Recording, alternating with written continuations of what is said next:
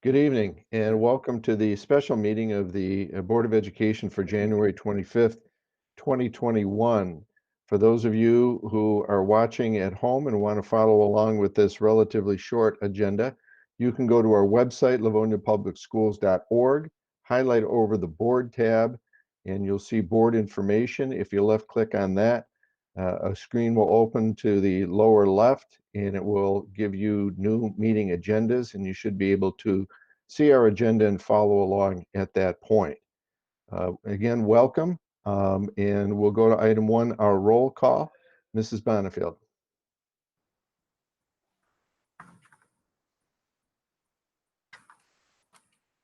Mrs. Acosta? Here. Mrs. Bradford? Here. Mrs. Burton? Here. Mr. Centers? Here. Mrs. Jarvis? Here. Mrs. Bonifield is here. And President Johnson. Here. We do have a quorum. Thank you, Mrs. Bonifield. That takes us to item 2, administering the constitutional oath of office to Madeline Acosta, Tammy Bonifield, Dan Centers, and Karen Bradford. How are we going to proceed with this, Mrs. Oquist? Yes, we'll begin with Mrs. Acosta. And so we would ask Judge McCann to proceed with that process. And we welcome Mrs. Acosta's family to the screen as well. Welcome, Judge McCann.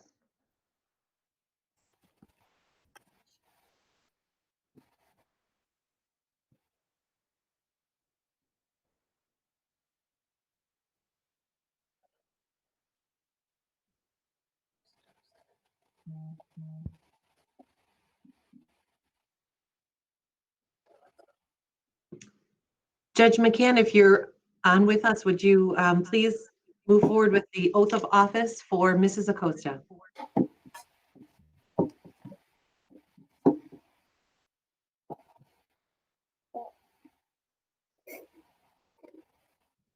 Representative Clementi, might you be willing to fill in, please, until Judge McCann can join us? Thank you. I can do that. Hello, I'm Representative Kara Clementi. And if you'll raise your right hand, please, Madeline. I, Madeline Acosta. I, Madeline Acosta, Do solemnly swear that I will support the Constitution of the United States do solemnly swear that I will support the Constitution of the United States and the Constitution of Michigan, and the Constitution of Michigan, and that I will faithfully discharge and that I will faithfully discharge the duties of the office the duties of the office of member of the Board of Education of Livonia Public Schools, of member of the Board of Education of Livonia Public Schools, School District, Wayne County, Michigan, School District, Wayne County, Michigan, according to the best of my ability. according to the best of my ability. Congratulations. Thank you.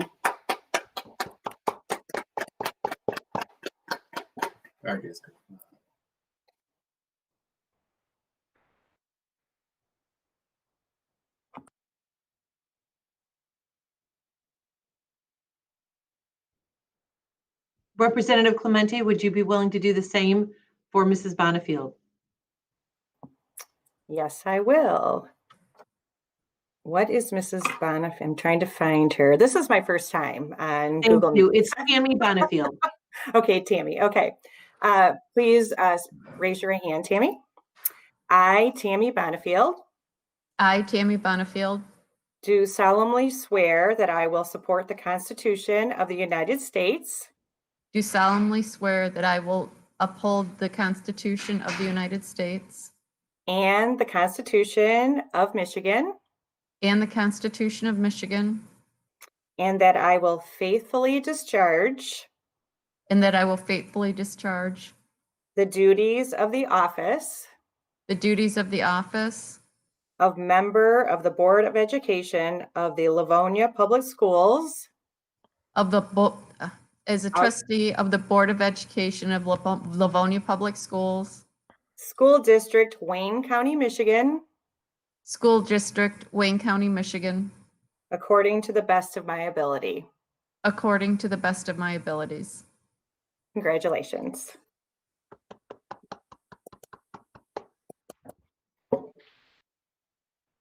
Mrs. Oquist, I believe that Judge McCann may have joined us at this time. Thank you, Judge McCann. We're happy to have you here with us, and we'll let you proceed.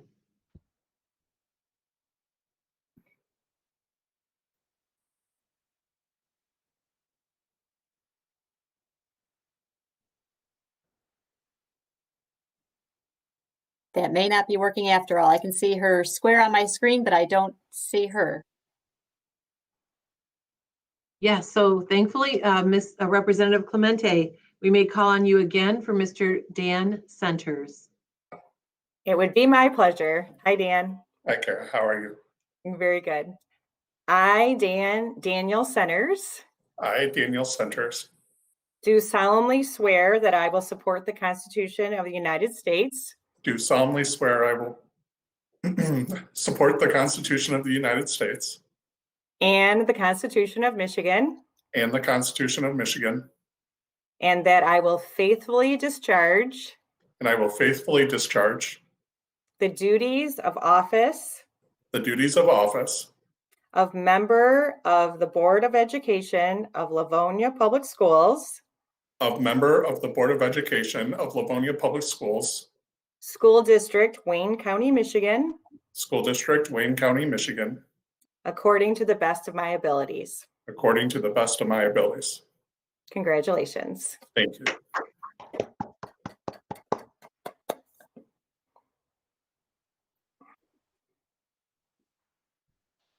And Mrs. Bradford.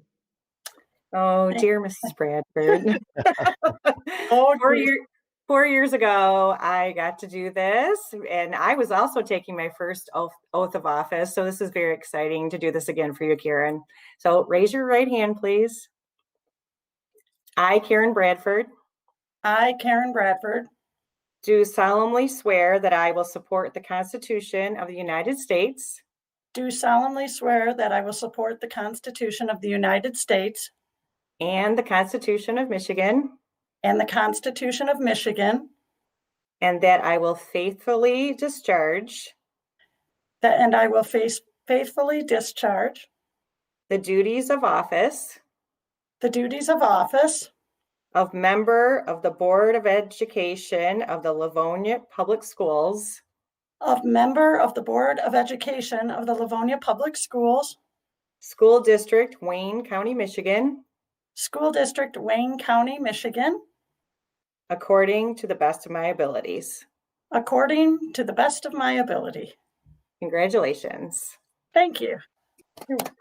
Thank you, Kara, for coming out to do that for me. I appreciate it, and for all the others. I think we're having some technical difficulties with Judge McCann, so we thank her for coming out too, even though she's not on the camera right now. But we appreciate both of you coming out to help us out here. Well, you have quite a job these last couple of years. So good luck, everyone. And I'm going to sign off because I have another meeting to go to. Thank you so much. You're welcome. Bye-bye. Bye, Kara. Bye, Karen. And thank you, Judge McCann, if you're still there. All right, well done. We'll move on then to audience communication. And Mrs. Jenkins, we do have one. Yes, thank you, President Johnson. We have one communication that's been submitted through our Google form on our website, submitted by first initial D, last name Locke. And I'll go ahead and read that comment. I would like to thank the Board of Education for continuing to broadcast these meetings online and continuing to give parents access to the Google document to submit questions and statements. However, I am still very concerned about the return to face-to-face learning at this stage of the pandemic.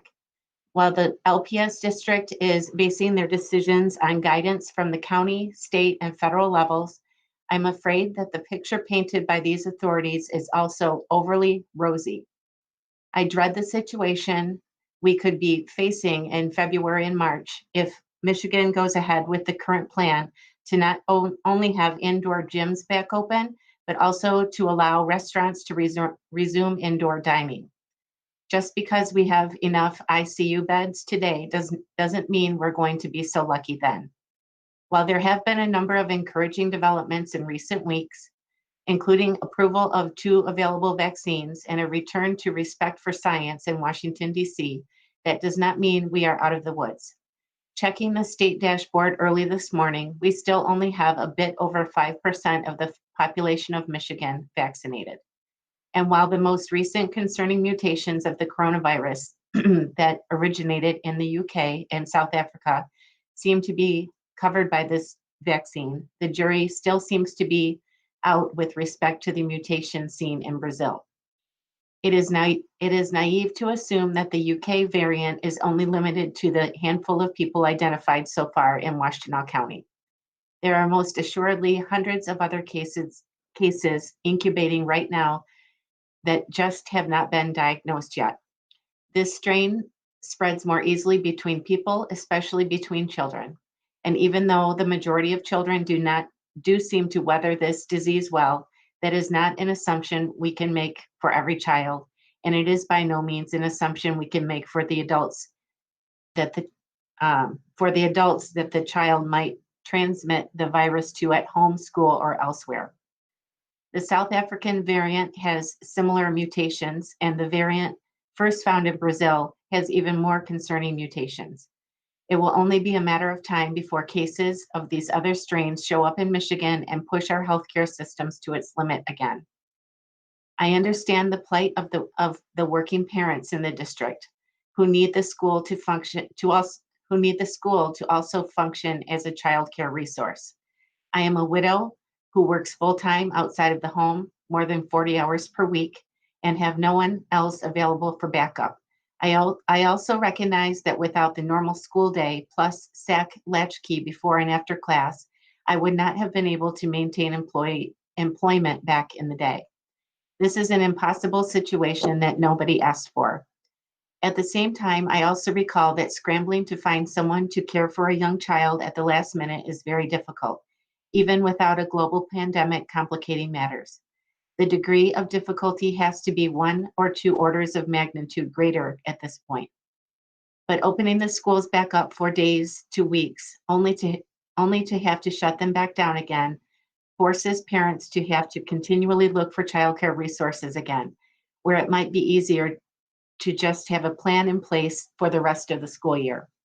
More importantly, even if parents can scramble to find a situation that works for their family at the last minute, we are still exposing children and adults in the school buildings and beyond to risks from the virus. Thank you for having the Livonia virtual option, which has been a godsend for my family. I wish that more parents had taken advantage of this option or had the ability to do so.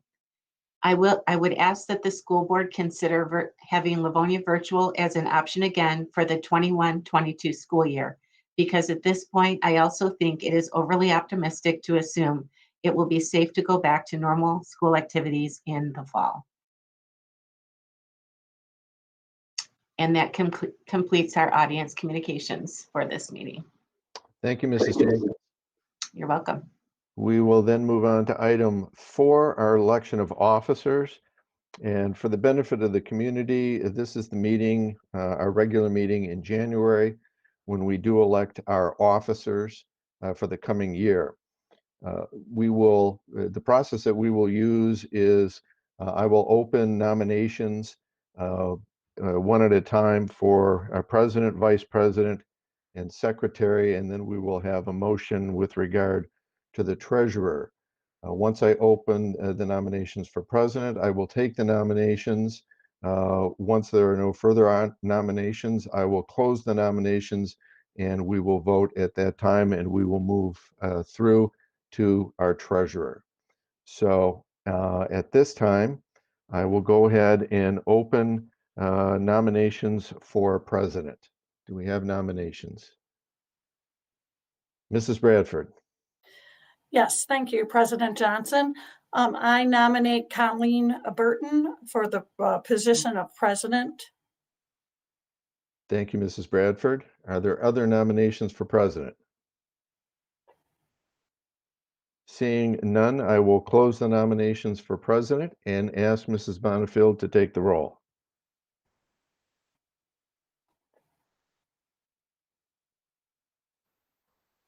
Thank you, President Johnson.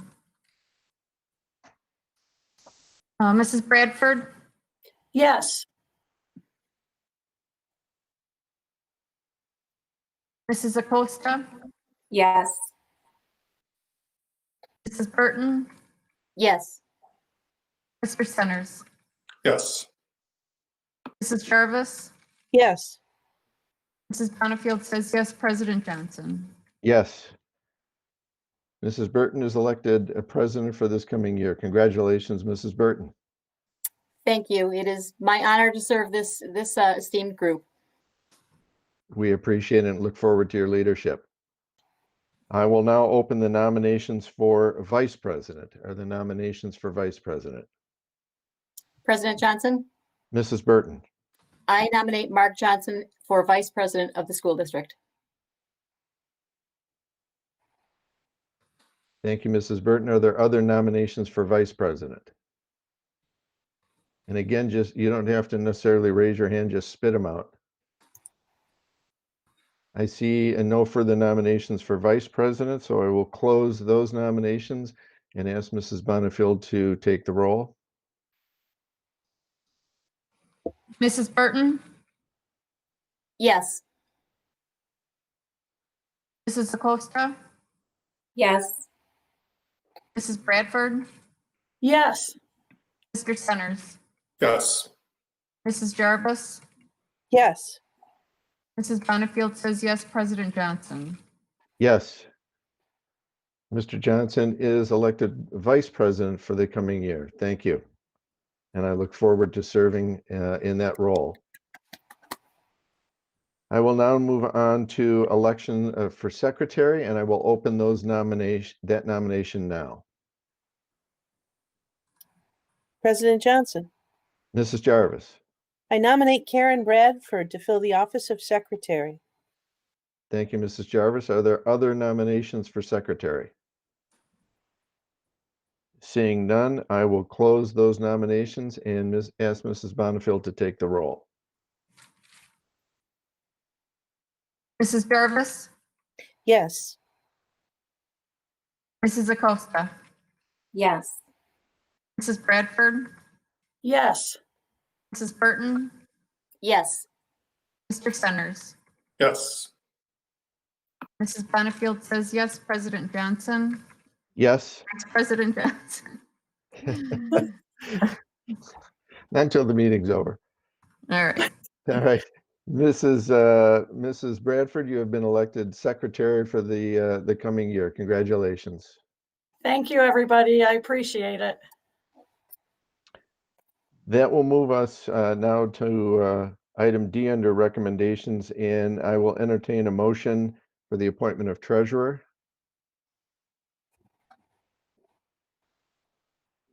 Anyone? I need a motion. President Johnson, Mrs. Jarvis. move that Allison Smith, Director of Finance, be appointed treasurer of the Livonia Public Schools School District until the next annual election of officers. Support. We have a motion by Mrs. Jarvis, supported by Mrs. Burton. Is there any discussion or questions from the board at this time? Thank you, Mrs. Smith. The job that those of us who have big been, thank you. yes, the school board members attended a conference over the weekend along with Mrs. Smith on school law and finance. And among other cabinet members, it gave us again a renewed appreciation for the job that's done keeping track of finance for something as complicated as a public school district. So thank you so much for your service. All right, we have a motion by Mrs. Jarvis, supported by Mrs. Burton, to appoint Allison Smith as treasurer. Mrs. Bonifield, would you take the roll?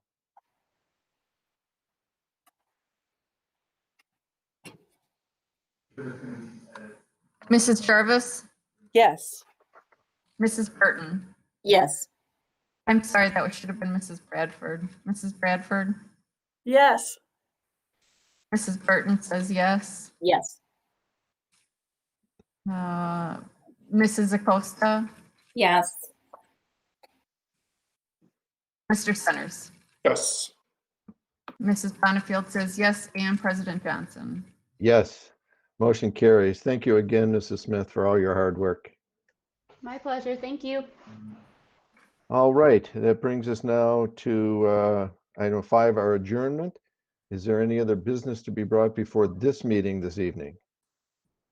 Seeing none, we are in adjournment at this meeting, and we will be back in just a few minutes for our regular meeting. Thank you.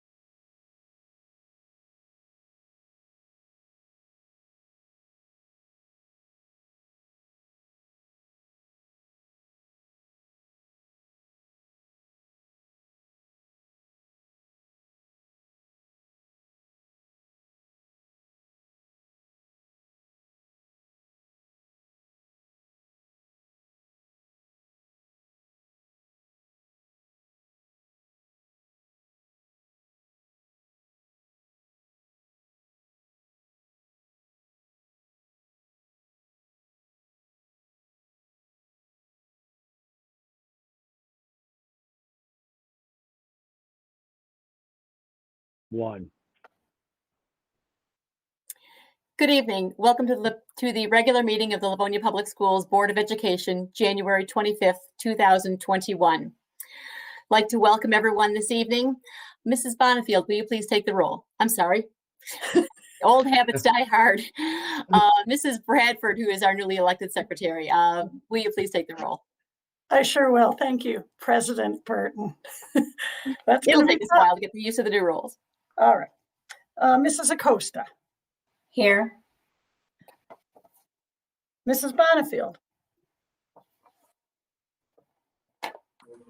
Here. Mr. Centers, Here. Mrs. Jarvis, Here. Mr. Johnson. Here. Mrs. Bradford says yes. President Burton. Here. We have a quorum. Mrs. Bradford, would you please lead us in the Pledge of Allegiance? Yes. I pledge allegiance to the United States. I'm sorry. We'll try again. She's a little nervous. I pledge allegiance to the flag of the United States of America and to the republic for which it stands, one nation, under God, indivisible, with liberty and justice for all. I got it. Thank you. I'd like to welcome everyone to this evening's Board of Education meeting. We are meeting virtually this evening. Each week when we have to do this virtually, we hope that it is our last. I'd like to assure the public that it is very much the desire of the Board of Education to be meeting in person, and we are pleading with the state to make it legal to do so. We will have a resolution later on in our agenda, but in case you may not hang in there till near the end of our meeting, I didn't want anyone to miss that. We would like nothing more than to be meeting in person, and as soon as the state, the Health and Human Services Department and the governor give us permission to do so, we assure you we will be doing so immediately. If you would like to follow along with our agendas this evening, they are found on our Livonia Public Schools website. If you go to the livoniapublicschools.org, go to the School Board tab, go to Board Meeting Info, highlight over New Meeting Agendas, and you can choose the date of the meeting and follow along with our agenda. And we would welcome you to do so. One very important character trait that we teach our students in Livonia Public Schools is that of respect.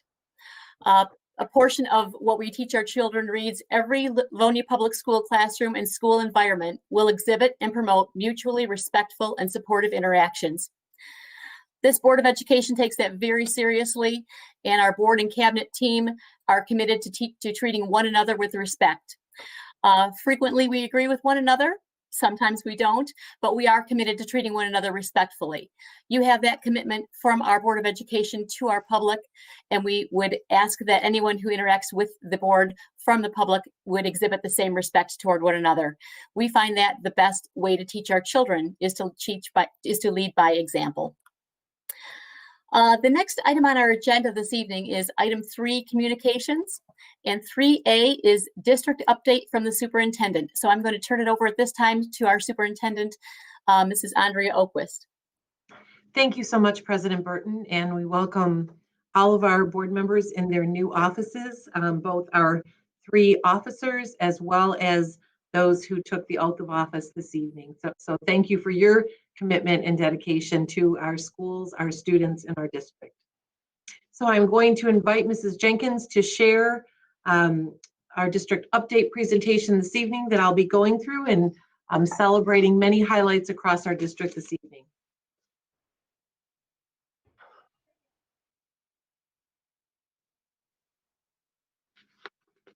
So to kick us off, we are thrilled to share with you that we are going to be celebrating in person, hopefully next month, our educators and support staff of the year. So I'd like to share with you the good news about these 3 remarkable individuals, and then know that we will be inviting them to join us at our first in-person board meeting this year. So I'd like to first celebrate our elementary educator of the year, Lorraine Georgino. Mrs. Georgino is a physical education teacher at both Webster and Cooper.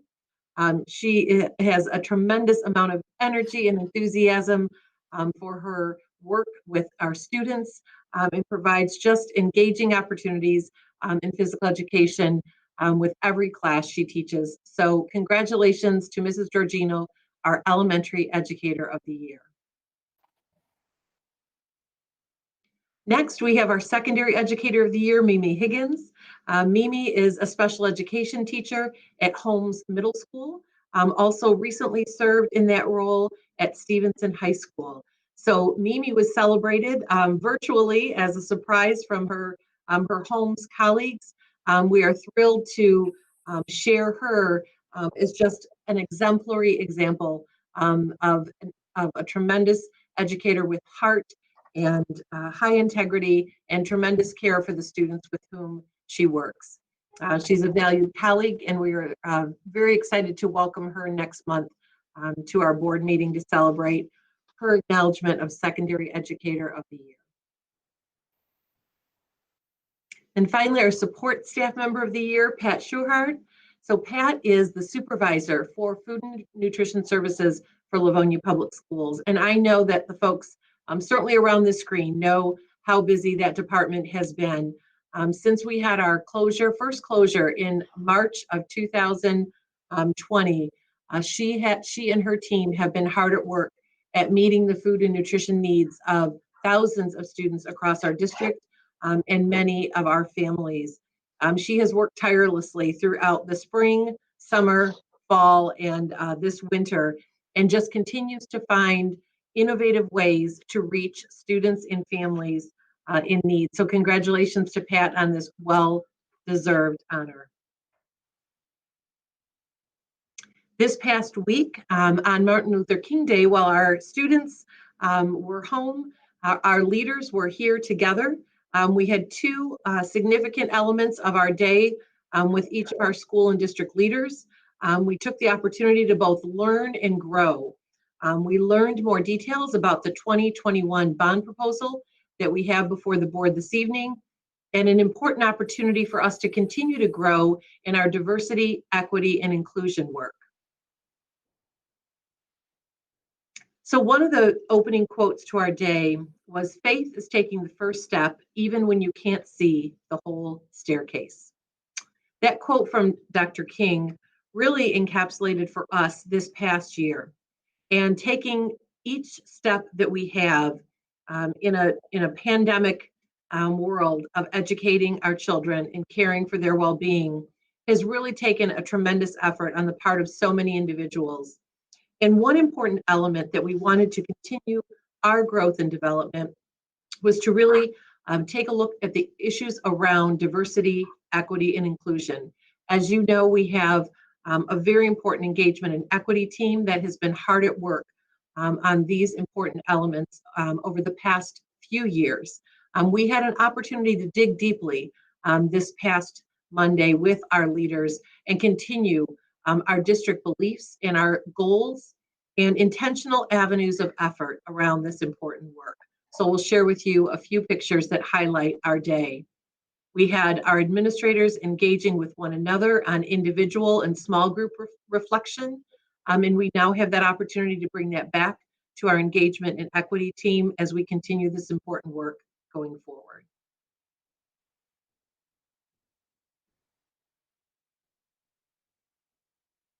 We also had an opportunity to spend some time talking about our no new tax bond proposal that our board will be voting on this evening. We really had an opportunity to dig deeply with our district leaders and talk about the details of the bond proposal and garner their feedback and input during this important process. So we have many congratulations in order this evening. I know you will be very excited to see a number of these highlights. So we will be thrilled to welcome a state champion swimmer to our next board meeting. Mackenzie Soroki is a state champion swimmer in the 100-yard breaststroke. She, with an All-American and new school record from Stevenson with a time of 1 minute, 1.45 seconds. Mackenzie has worked tremendously hard in and out of the pool to achieve this tremendous goal of hers. And we will be thrilled to welcome our state champion swimmer when we are together again at our next board meeting. Congratulations, Mackenzie, on all of your efforts. We'd like to also congratulate Coach Stevenson hockey coach David Mitchell. Certainly Coach Mitchell is not new to being honored for his tremendous work as a leader in the field of coaching and leading our student athletes. He was recently named by the National Federation of State High School Hockey Associations Michigan's Coach of the Year. So as we have shared before, Coach Mitchell is an exemplary example of an advocate for our students, a leader amongst his colleagues, and we are so very fortunate to not only have him as an educator, but to have him as a caring, dedicated, and highly effective coach in Livonia Public Schools. So we are thrilled to share this honor for him this evening. And also our own LPS Board of Education trustee, Mr. Dan Centers, was recently named to the Michigan Association of School Boards Board of Trustees. So we have been asked, does that mean we lose him? No, the good news for us is he's still here. The challenge for him will be he's taking on yet another important role. So thank you to Trustee Centers for representing large school districts throughout the state on the Michigan Association of School Boards. Thank you. And it's always great to have our staff acknowledged, not only internally, but externally. And so we have some different media outlets that highlight our teachers when nominated by parents or families. And so last week, Mary Collins was named WNIC's Teacher of the Week. She is an amazing teacher at Cleveland Elementary who cares deeply about her students. And that was certainly one of the things that was noted, was what a kind and caring teacher she is. So congratulations to Mrs. Collins. And I'm sure some of you saw this. This really went viral on our social media, but kudos to Churchill High School Class of 2020, Anna Jackman, and Churchill Senior Julia Gershon for earning the top rank of Eagle Scout in their respective Boy Scout troops of 1841 and 6695. We are so tremendously proud of their efforts, and I know that you know how much work it takes to earn this honor, and we are so very proud of both of them. So congratulations to both Anna and Julia. Well, over the past 2 weeks, we have been busy in Livonia Public Schools. Certainly nothing new, but we are so happy to have all of our in-person learners back at school following our pause that we have been in since mid-November. So as you know, January 11th, we welcomed back our students in grades K through 6, as well as our special education students. And this past week, we were able to bring in the remainder of our students in our middle schools and high schools. So we just want to share a few highlights with you from the past couple of weeks. You see our learners working both independently and in small groups, doing a tremendous job following our safety protocols. And I will tell you what, they have not missed a beat. As you'll continue to see in these pictures, they are back at work, interacting with one another, following our safety protocols. And again, this is an effort, a collective effort on the part of so many across our staff, our parent community, and certainly our students who have stepped back in, and it was like they were not gone for a day. And then finally, we have a special video that I wanted to share with you this evening, and then a few comments about this. So this is a special video message from some of our Franklin High School athletes.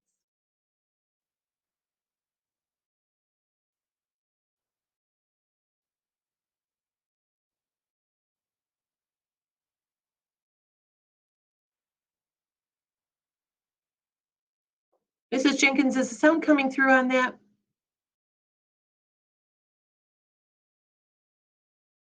Okay, hold tight.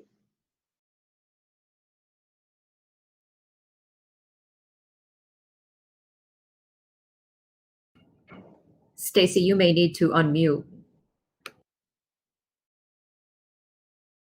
Yep. So you couldn't hear that at all? No. Oh.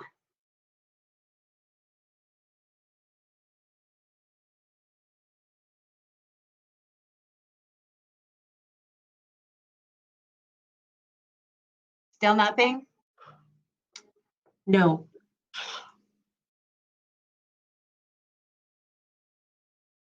Okay, I'm not real sure how to fix that. Any suggestions? Mrs. Jenkins, I don't know how to fix it, but it is an important message and we do want to hear from our students on this issue. So if you'd like to work on it through the meeting, we do have many agenda items. If at any time you think that you've got it figured out, I'm happy to take a break in the agenda and come back in to hear the Franklin students on this issue. Okay, And I will President contact Burton? Fred. President Burton, while she does that, I'd certainly be happy to follow up on this important message, and then perhaps when I'm done, we'll be able to play this video. But I wanted to take a minute to really end this district update with a slideshow of our Franklin girls basketball student athletes, as it really captures the essence of my final message this evening. Last Friday, it was announced that our winter athletes would see an extended pause on their season, this time through February 21st, which normally would have been near the end of their season in a quote normal year. And while we know there is nothing normal about this year, what we do know is that the well-being of our students is intertwined with many elements: their academic learning, their social emotional needs, and their physical health and safety. And as you know, in Livonia Public Schools, we have shown an unwavering commitment to addressing the needs of our students in each of those areas. And so that really includes this impactful decision, which when it came on Friday, really put in front of our students an additional month of pause on competition. We believe that our student athletes, their coaches, and our school and district leaders are willing to do the hard work. They've shown us that time and time again. We've done that when it comes to preparing for the return of our students to in-person learning, and we've done that this past fall during our fall season of athletics. Our teams have prepared and planned and implemented each and every safety measure and protocol that we've asked of them.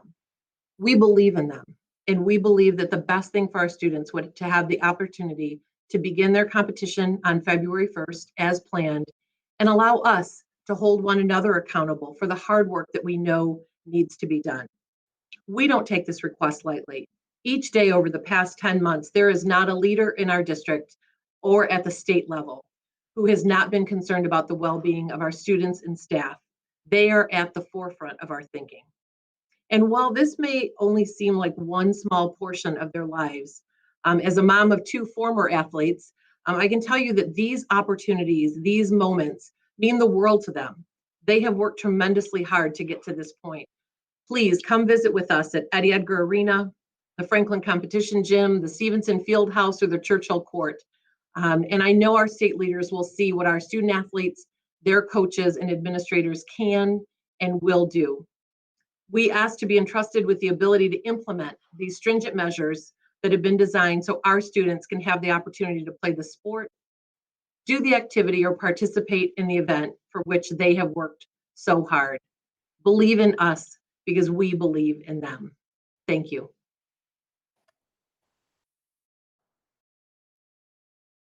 Thank you, Mrs. Oquist. Mrs. Jenkins, any luck on giving this a try?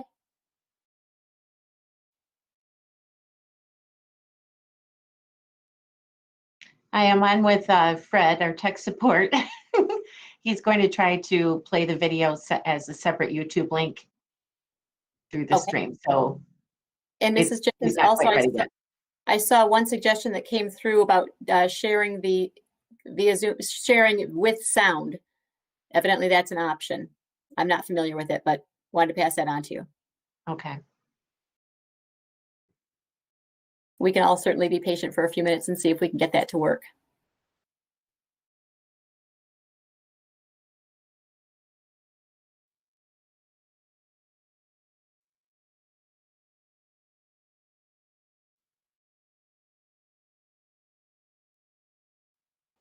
While we are waiting for a few moments, one thing that I did want to mention while we were in our communication section, we did at our 6:45 meeting elect new officers and swear in our board members who are newly elected. Some were returning to continue their service, and our newest board member is Madeline Acosta, who is joining the board for 4 years of service at this time. We would certainly like to thank all of our board members for this service. It's a tremendous team to have the honor of working on and serving.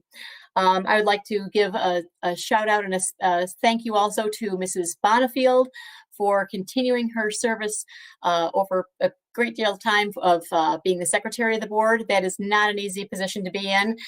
You're having to participate in the meetings as well as record all of the goings on, and that can be a lot harder than it looks. And I certainly want to thank Mr. Mark Johnson for serving as president for the last 3 years, specifically over this past year. Everybody in every job that they do has done it with much more difficulty over this past year, bar none. And the school board president certainly falls in that category. Mr. Johnson has literally responded on behalf of the board to hundreds, I would venture to say into the thousands of emails at this point with our community, our staff, and our parents as we navigated getting our students educated to the best of our ability, be it virtually or in person, or going remote back and forth a bit, pivoting. So Mr. Johnson, we would like to thank you, and I would like to thank you on behalf of the Board of Education for representing the other 6 of us to our community in countless hours of communication. So I would like to thank you for your service. I am humbled by your kind words. Thank you. Mrs. Jenkins, my screen moved around a bit. Any luck with getting our Franklin ladies on to speak to our community? I'm on the phone with Fred still, and he's trying to figure out if he can possibly play the YouTube link outside of this presentation. Okay. There's a setting that's not, I'm not sure how I can get the setting changed to have the screen share. Okay. Why don't we do this? As I said a moment ago, we do have a number of agenda items. If you can, please feel free to interrupt me at any time if that video is ready to go, and we will drop it in where we are along the course of our evening, because we certainly want to take care of that. Okay. My apologies. And looking at our agenda, we'll be around for a while tonight. Okay. Thank you. Thank you. Mrs. Oquist, did you have anything else to add after the comments on athletics? That was it. It was just an important message that I really wanted to share with our community this evening, with our state leaders. And again, it's a sincere invitation and a respectful request to have that dialogue, to visit us here in Livonia Public Schools. We are committed to doing it right. And most of all, we are committed to the students we serve. Thank you. Thank you. And I know that the parents and student athletes certainly appreciate your advocacy. Those of you in the community who may be listening to this message tonight, please also, whether it is on student athletics or other issues as they affect education, please do contact your legislators or the governor or the Department of Health and Human Services. We have those links on our website. They're there intentionally so that you can have ease of communicating out to those who are making decisions that do affect our local school districts. So if there is something that's important to you, please don't hesitate to contact either the district or, in many cases, if it's out of our control, our state folks.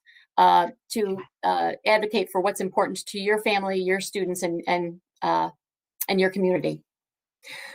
The next, President Burton? Yes. I think we got it. We got it? Okay. I think so. Go right ahead. Let's try. We'll try again. Okay. Fingers crossed. My teammates and I would like to express the need for contact sports to resume for our team and thousands of student athletes affected by the pandemic. Hi, my name is Kaylin Bates, and I'm a Livonia Franklin student athlete. Hi, I'm Emily Byrne, and I'm a Livonia Franklin student athlete. Hi, I'm Tammy Hampton. I'm a Livonia Franklin student athlete. We want to compete. We have followed all safety precautions. We always wear masks, have our temperature checked, and sanitize. As a team, we take this opportunity to play seriously. Sports reduces depression and anxiety. Athletics improve mental health and physical well-being. We need basketball to resume. This team makes me a better student and person. We are committed to following all safety guidelines. We are student athletes. athletes. Please let contact sports start February 1st. My team and Michigan high school athletes are committed to holding themselves and their teammates accountable to follow COVID safety protocols.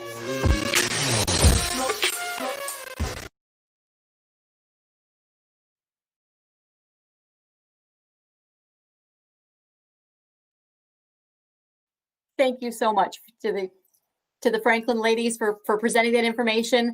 It does mean a lot to hear directly from our students, and we really appreciate the effort that you've taken to put that message together, and even the effort that you and hundreds of student athletes throughout the district have taken to participate safely and to show the adults in leadership that you can do this safely. And we are behind you, and we are very much desirous of having you continue to be able to play this season on time, starting now. Mrs. Okus, did you have anything else you'd like to add? No, I initially thought it would be great to have them precede my comments, but I think it was even better to have them with the final word. So thank you. We are so proud. Thank you. The next item on our agenda is written communications. Do any board members have written communications that they would like to share at this time? No. Seeing none, the next item on our agenda is audience communications. We did have one audience communication in our previous meeting. And Mrs. Jenkins, do we have any additional audience communications? We do. Okay, I'm going to turn it over to you. Okay, thank you, President Burton. We do have one audience communication that has come in for this meeting via our Google form on our website. So I'll go ahead and read that. It was submitted by Mike Testa. Regarding tonight's agenda item, resolution to allow LPS School Board to meet in person.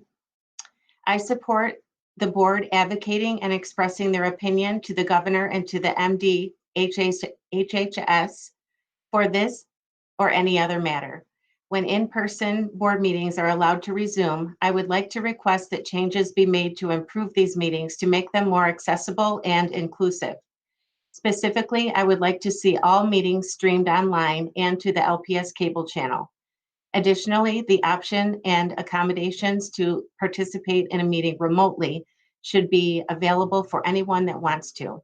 Anyone would include any board member, the superintendent, any cabinet member, any person scheduled to present to the board on a topic, and or any member of the public wanting to address the board. No one should have to choose between their health and safety or risk comfort level to attend a school board meeting. The scope of this should be all board meetings, including study sessions. It is in everyone's best interest to reduce the size of any public gathering when it is possible to do so. The technology exists to support this and is now widely used with minimal issues. In-person meetings with the option for those who want to participate remotely can easily be done, and I believe this is the right thing to do. Please take advantage of this opportunity to make improvements. Thank you for your time. Thank you. Are there any other audience communications, Mrs. Jenkins? No. Nope. Okay. Alrighty. The next item on our agenda is response to prior audience communications. I do not have any at this time. The next item on our agenda is item 4, our consent agenda. And may I have a motion? President Burton. Mrs. Jarvis. Move that the Board of Education of the Livonia Public Schools School District approve the following consent agenda items as recommended by the superintendent. 5A, minutes of the regular meeting of December 14, 2020. Do I have support on that motion? Support. We have a motion by Mrs. Jarvis, supported by Mrs. Bonifield. Good thing we know each other's voices by now. Are there any questions or comments on the consent agenda? Seeing none, Mrs. Bonifield, would you please take the roll on this motion? Mrs. Bradford. I'm sorry. It's going to take us some time to switch gears here. Mrs. Bonifield, you're off the hook. Mrs. Bradford, I'm sorry. Would you please take the roll on this motion? Thank you, President Johnson. Mrs. Jarvis. President Burton, but that's okay. Oh. Wow, this is really going well. Okay, Mrs. Jarvis, Yes. Mrs. Bonifield, Yes. Mr. Centers, Yes. Mrs. Acosta, Yes. Mr. Johnson, Yes. Mrs. Bradford says yes. President Burton. Yes, motion carries. The next item on our agenda is item 7, personnel matters. First item is the appointment of middle school principal. You'll bear with me for just a moment.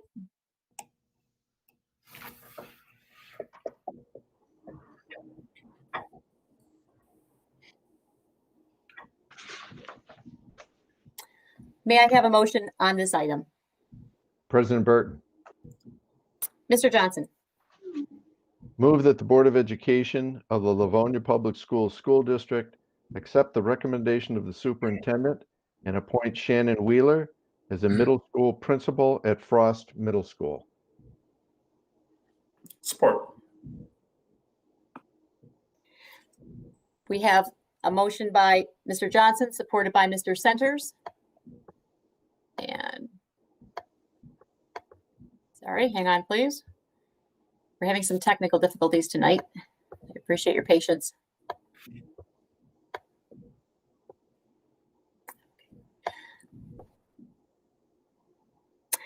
Mr. Willenborg, would you be addressing this item for us tonight?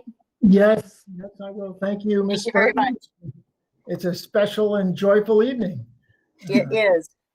Although by no means a stranger to the administrative leadership team of the Livonia Public Schools, please allow me to provide a brief recommendation and introduction of Ms. Shannon Wheeler as the next principal of Frost Middle School.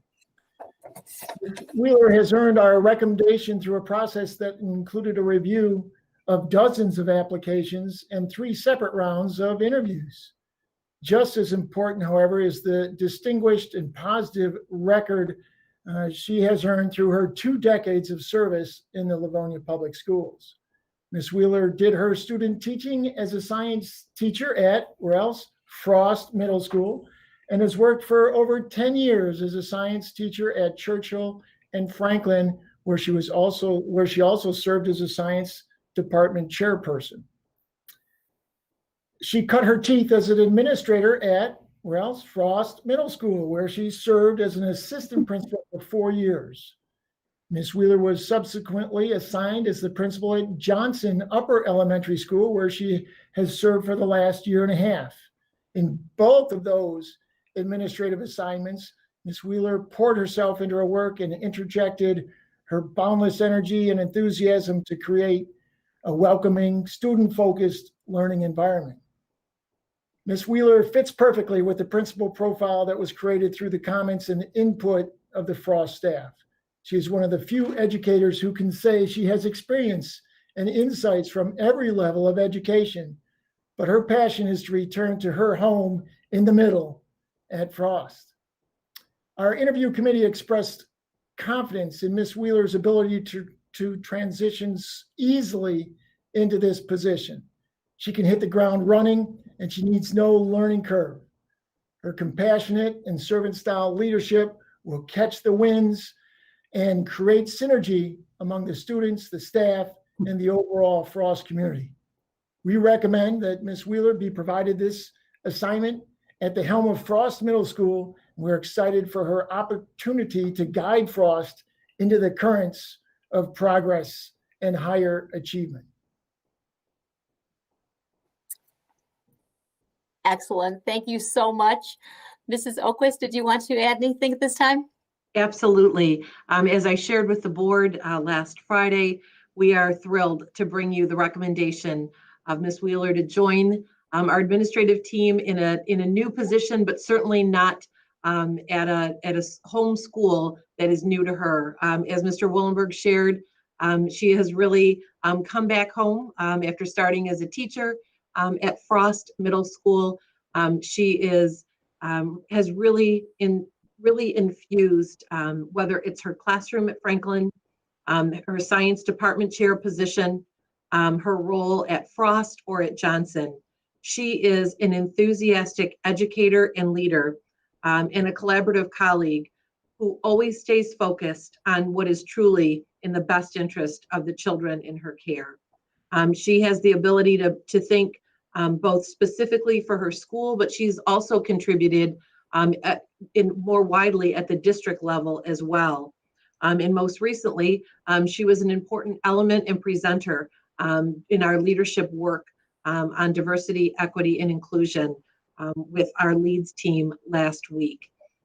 We are thrilled to be recommending her for this position.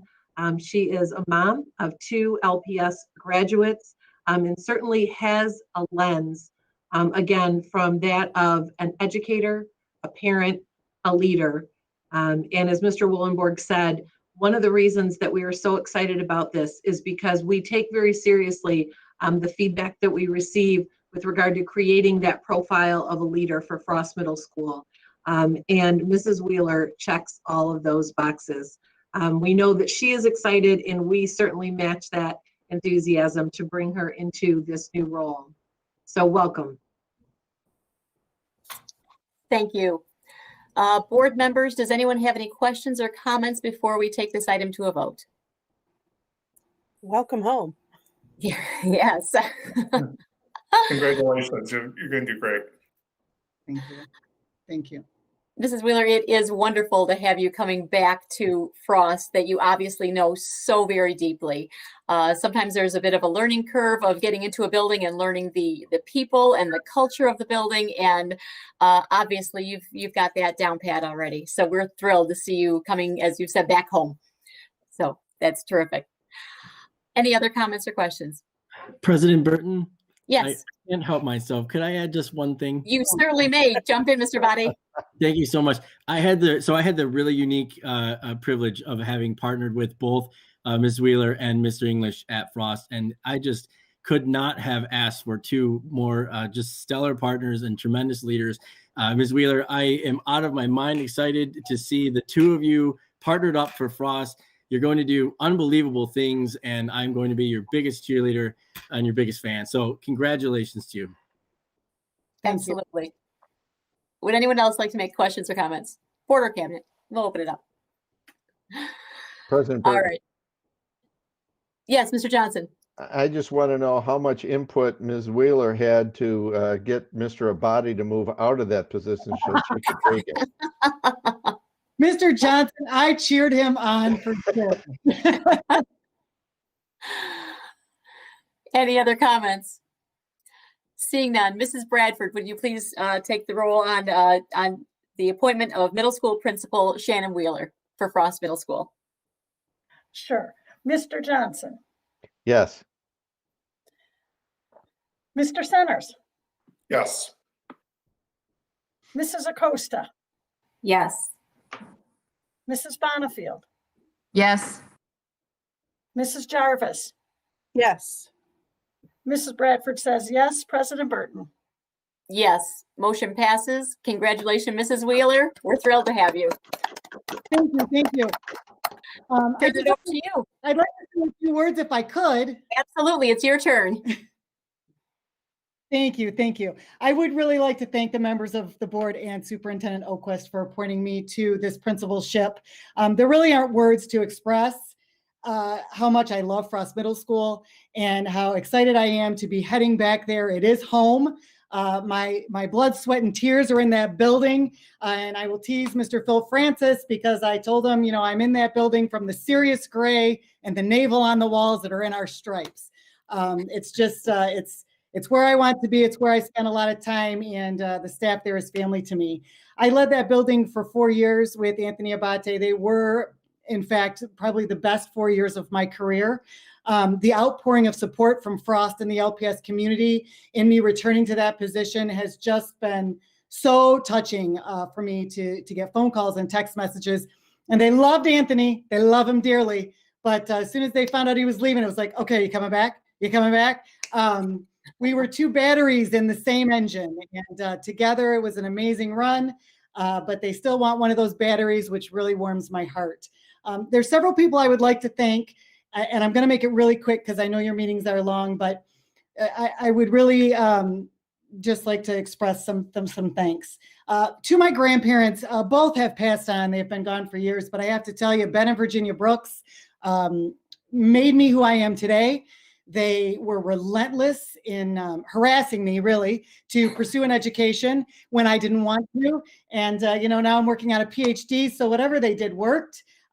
They were amazing, and I miss them very much, and they would be very proud, I think. They are still the loudest and most driving voices that I have in my head. My kids, Raquel and Gage, they are proud Patriot graduates. They are off the payroll. They're high-functioning adults, which is awesome. And my daughter just blessed me with a beautiful baby boy. His first name is Brooks in honor of my grandparents. So that warms my heart as well. I have 3 very dear friends. They are my oldest friends. They have been friends of mine for years, Cecilia, Danielle, and Amy. They have been my support system, not only through interview processes, but through COVID-19 as well. Thank them for their support. I have been so fortunate in my career to teach, learn, and lead here in LPS. And I would be remiss if I did not take an opportunity to thank some key players. If I were to start thanking everyone that's responsible for my journey here, it would take all night. I know you don't have that, but I am going to point out some people that have really made a difference in my career here at LPS. The first person I'd like to thank is Mr. Daniel Willenborg. He is my Yoda. I say that to everyone. For 13 years, I watched him lead Franklin with his whole heart. And if I have half the passion and pride for Frost that Mr. Willenborg brought to Franklin High School, I will have done something right in my career. It's been a pleasure working with him and learning from him as well. And I am so excited that he's now my boss and I get to work with him some more. Dr. Terriel, her advocacy and her passion for providing services to our most vulnerable students have really given me the knowledge and the perseverance it takes to advocate for kids and the education that they deserve and the opportunity for that education. I have learned so much from working with her over the past several years. That's just, it's amazing. You can't learn those things from anyone else but Dr. Terriel. Bill Green, you're just a good human, my friend. Bill Green has been so patient with me and so supportive over the last year and a half. He is a tremendous support for elementary educators, and he has really, really helped me along the way. It's hard. Learning elementary was like learning a new language, and Bill was unbelievable in his support of me in doing that. Thomas Traub, what a great partner. Tom Traub has helped me build Johnson, the climate, the culture there. He is a tremendous instructional leader. I would not have made it through this last year and a half without Tom. So thank you, Mr. Traub, if you are listening. Oh, Anthony Abate. 6 years ago, when I was appointed to be the AP at Frost, Randy Leopas said, I don't know if this is a good idea. We may need to send the fire department over there to hose these 2 down. That's a lot of energy in one building. He was not wrong. Anthony, in my entire career of educating, is probably the only person in truth that has the same passion and enthusiasm that I have for educating students. You put the 2 of us together, and it was like catching lightning in a bottle. What we were able to create at Frost in 4 short years is pretty incredible.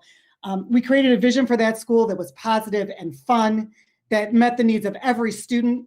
We created One Frost. And that was, for a building that has a gifted and talented program and a center program and an ASD program and general education, creating one family is not an easy task, and we managed to do that together. Our staff has become a family in and of itself, and I could not be more thrilled to go back to that family and continue our work and follow that vision through. So thank you, Anthony, for helping me start my administrative career and definitely providing a path for me to go back and rock it out with Mr. English, which we are going to do. And finally, Andrea, thank you for your support. Thank you for your faith in me.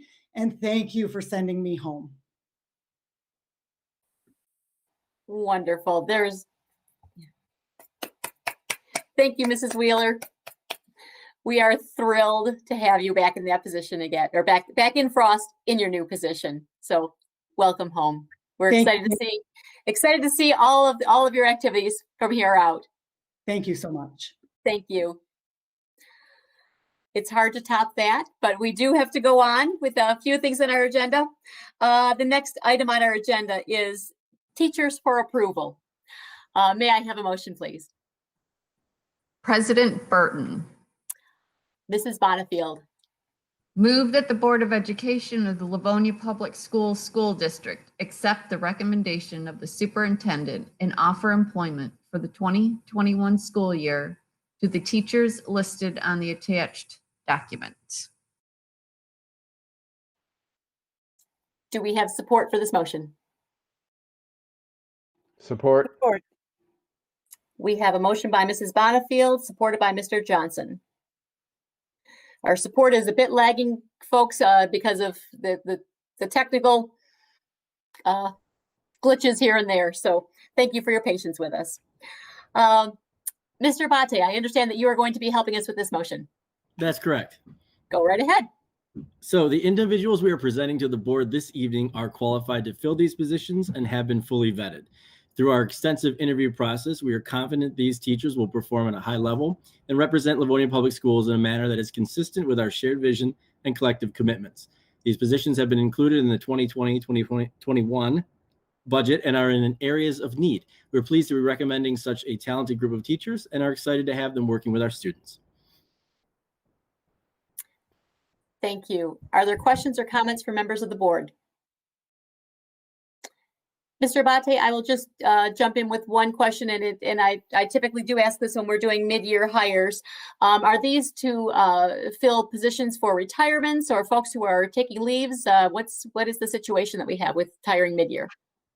It's a little bit of everything. It's all areas of need, but there's some retirement in there, and some pieces across the board. Keith has been here a little bit longer than me in the role, so he might be able to speak more to that. But I really think it's filling holes that came up through retirement, resignation, that sort of thing.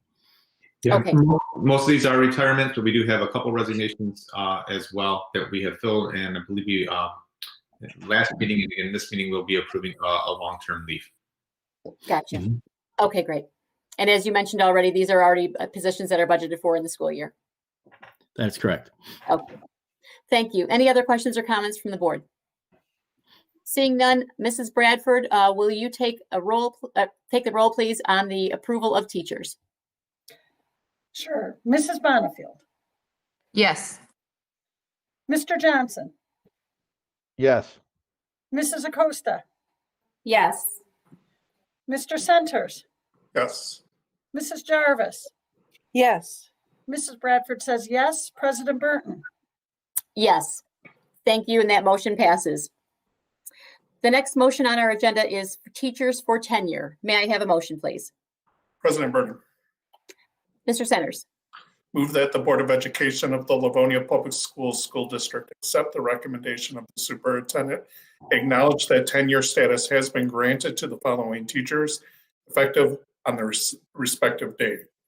Paul Salisbury, January 28th, 2021.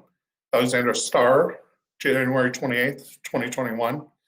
Samuel Balmastek, January 28th, 2021. And April Woolahan, February 2nd, 2021. Support.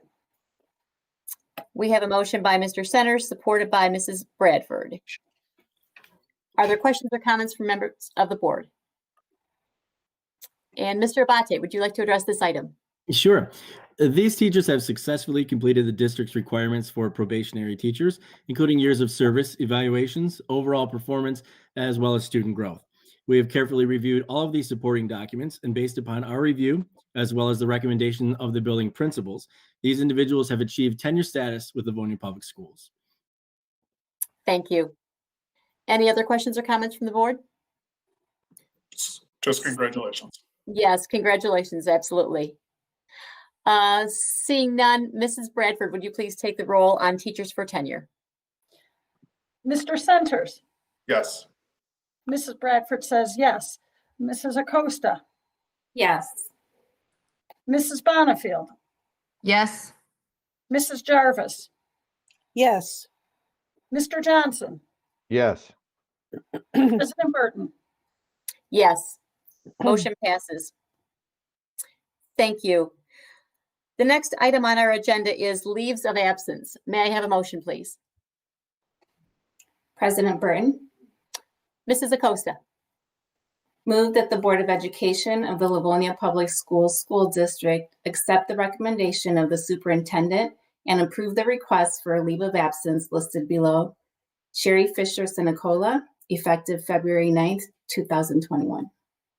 Support. We have a motion by Mrs. Acosta, supported by Mrs. Jarvis. And Mr. Abate, would you like to address this item for us? Yes. You have before you the name of a staff member requesting a leave for the remainder of the 2021 school year. This request is in accordance with the collective bargaining agreement for the staff members bargaining unit. I ask that you consider approval of this request. Thank you. Are there questions or comments from members of the board? Seeing none, Mrs. Bradford, would you please take the roll on leave of absence? Mrs. Acosta, Yes. Mrs. Jarvis, Yes. Mrs. Bonifield, Yes. Mr. Johnson, Yes. oops, Mr. Centers. Yes. Mrs. Bradford says yes. President Burton. Yes. Motion passes. The next item on our agenda is resignations, and that is for board information only and does not require a vote. The next item on our agenda is retirements. May I have a motion, please? President Burton, Mrs. Jarvis. move that the Board of Education of the Livonia Public Schools School District adopt the attached resolution of appreciation for the services rendered by Darlene Miller, Nelson Scott Sherburne, John Venning, and Diane Schwernikowski. Support. Believe that was Mr. Centers, I heard, in concert with a couple others. We have a motion by Mrs. Jarvis, supported by Mr. Centers. Mr. Abate.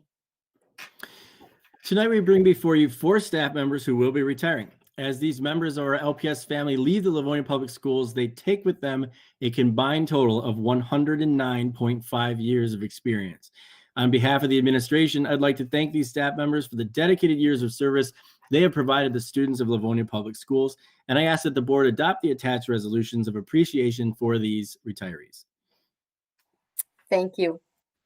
Are there comments or questions by members of the board? Congratulations. Wow, congratulations. That's a lot of years. It is. And every time the retirements come up, there are some folks that we don't know personally, and some that have educated our own kids. So this is always such a bittersweet vote. I'm happy for those folks who are retiring and who are going on to the next chapter of their lives. And at the same time, it's such a loss to see some of this wonderful education and such institutional knowledge walking out the door. You folks are leaving behind some very, very big shoes to fill. We wish you very, very well in your retirement. We hope that you have a wonderful next chapter, and don't be a stranger. Mrs. Bradford, would you please take the roll on the retirements? Sure. Mrs. Jarvis, Yes. Mr. Centers, Yes. Mrs. Acosta, Yes. Mrs. Bonifield, Yes. Mr. Johnson. Yes. Mrs. Bradford says yes. President Burton. Yes. Motion carries. The next item on our agenda is very sad. It is a sympathy resolution for the family of John Walling, teacher of the cognitively impaired at Webster Elementary School. May I have a motion, please? President Johnson. Mrs. Bradford. Move that the Board of Education of the Livonia Public Schools School District adopt the attached sympathy resolution for the family of John Whaling, teacher at Webster Elementary School. Support. Support. We have a motion by Mrs. Bradford, supported by Mrs. Jarvis. I understand, Dr. Terrell, that you'll be addressing this item for us. Thank you, President Burton. It is with a heavy heart that I share this sympathy resolution for John Whaling. To Joy, John's wife, and Emma, John's daughter, our thoughts and prayers are with you. Sympathy resolution for John Whaling.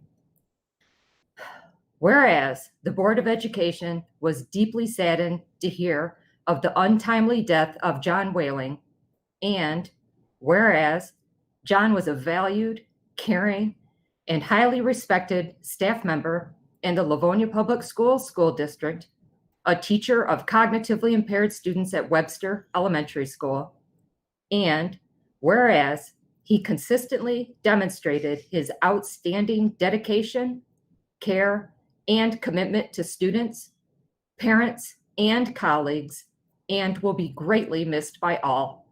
And whereas John Whaling will always be remembered with great fondness and with a profound sense of gratitude for the immeasurable contributions he made to our school district, to the students he served, and to the colleagues with whom he worked. And now, therefore, be it resolved that the Board of Education of the Livonia Public Schools School District offers its deepest sympathy to the family, friends, and colleagues of John Whaling. Thank you, Dr. Terriel. Mrs. Oquist, I believe you'd like to add some things. I would. It is hard to have. Thank you, Dr. Terriel, for sharing that resolution. And one of the things that we want to share with John's family is that each and every one of those words truly embodies John. He has to be one of the most kind-hearted human beings you would ever meet. It would be rare to see him without a smile, without a positive take on what was before him, without an outstretched arm to a colleague or to a student who may need him. It would be rare that I would send out an all-district email and not receive a note back from John. He always captured the essence of what was good about Livonia Public Schools, about his Webster Wildcats, about his students, and truly just showed such continued grace and kindness to others. We will miss him so greatly. And his courageous battle, we are so tremendously sad to lose him. Our hearts go out to his family at home and what we know to be his family at Webster. So thank you to our Board of Education for taking up this resolution. We will share it with his family, and please keep them in your hearts and prayers. Thank you. Thank you, Dr. Terriel and Mrs. Oquist. Are there any comments from the members of the Board of Education? I did not know Mr. Whaling personally, but I happened to be in a meeting on Friday afternoon when we received news of his passing, and the sadness in the room from those who knew John was palpable. We all have gifts that we bring, and the gifts that John brought in terms of his positive spirit just seemed to permeate those who had the privilege of knowing and loving him. And we are sad that his family has such a loss, and that Livonia Public Schools also has such a loss. Any other comments before we take the roll on this item? Seeing none, Mrs. Bradford, would you please take the roll on the sympathy resolution for the family of John Whaling? Mrs. Bradford says yes. Mrs. Jarvis? Yes. Mrs. Acosta? Yes. Mrs. Bonifield? Yes. Mr. Centers? Yes. Mr. Johnson? Yes. President Burton? Yes. The motion passes. It does really, at times when we can be all wrapped up in the things going on in this world, something like this does give us pause to turn to those that you love again and make sure that they know that you love them. The next item on our agenda is item 8, instruction matters. Item 8A is the reconfirmation of extended COVID-19 continuity of learning plan. May I have a motion, please? President Burton, Mr. Johnson, move that the Board of Education of the Livonia Public Schools School District reconfirm the continuity of learning plan that was approved on September 28th, 2020. The plan recommends that students continue to receive instruction either through Livonia virtual or in-person instruction in our schools. do we have support on this item? Support. Thank you, Mr. Sanders. Let's see here, Mrs. O'Brien, would you like to address this item for us? Yes, thank you, President Burton. Thank you.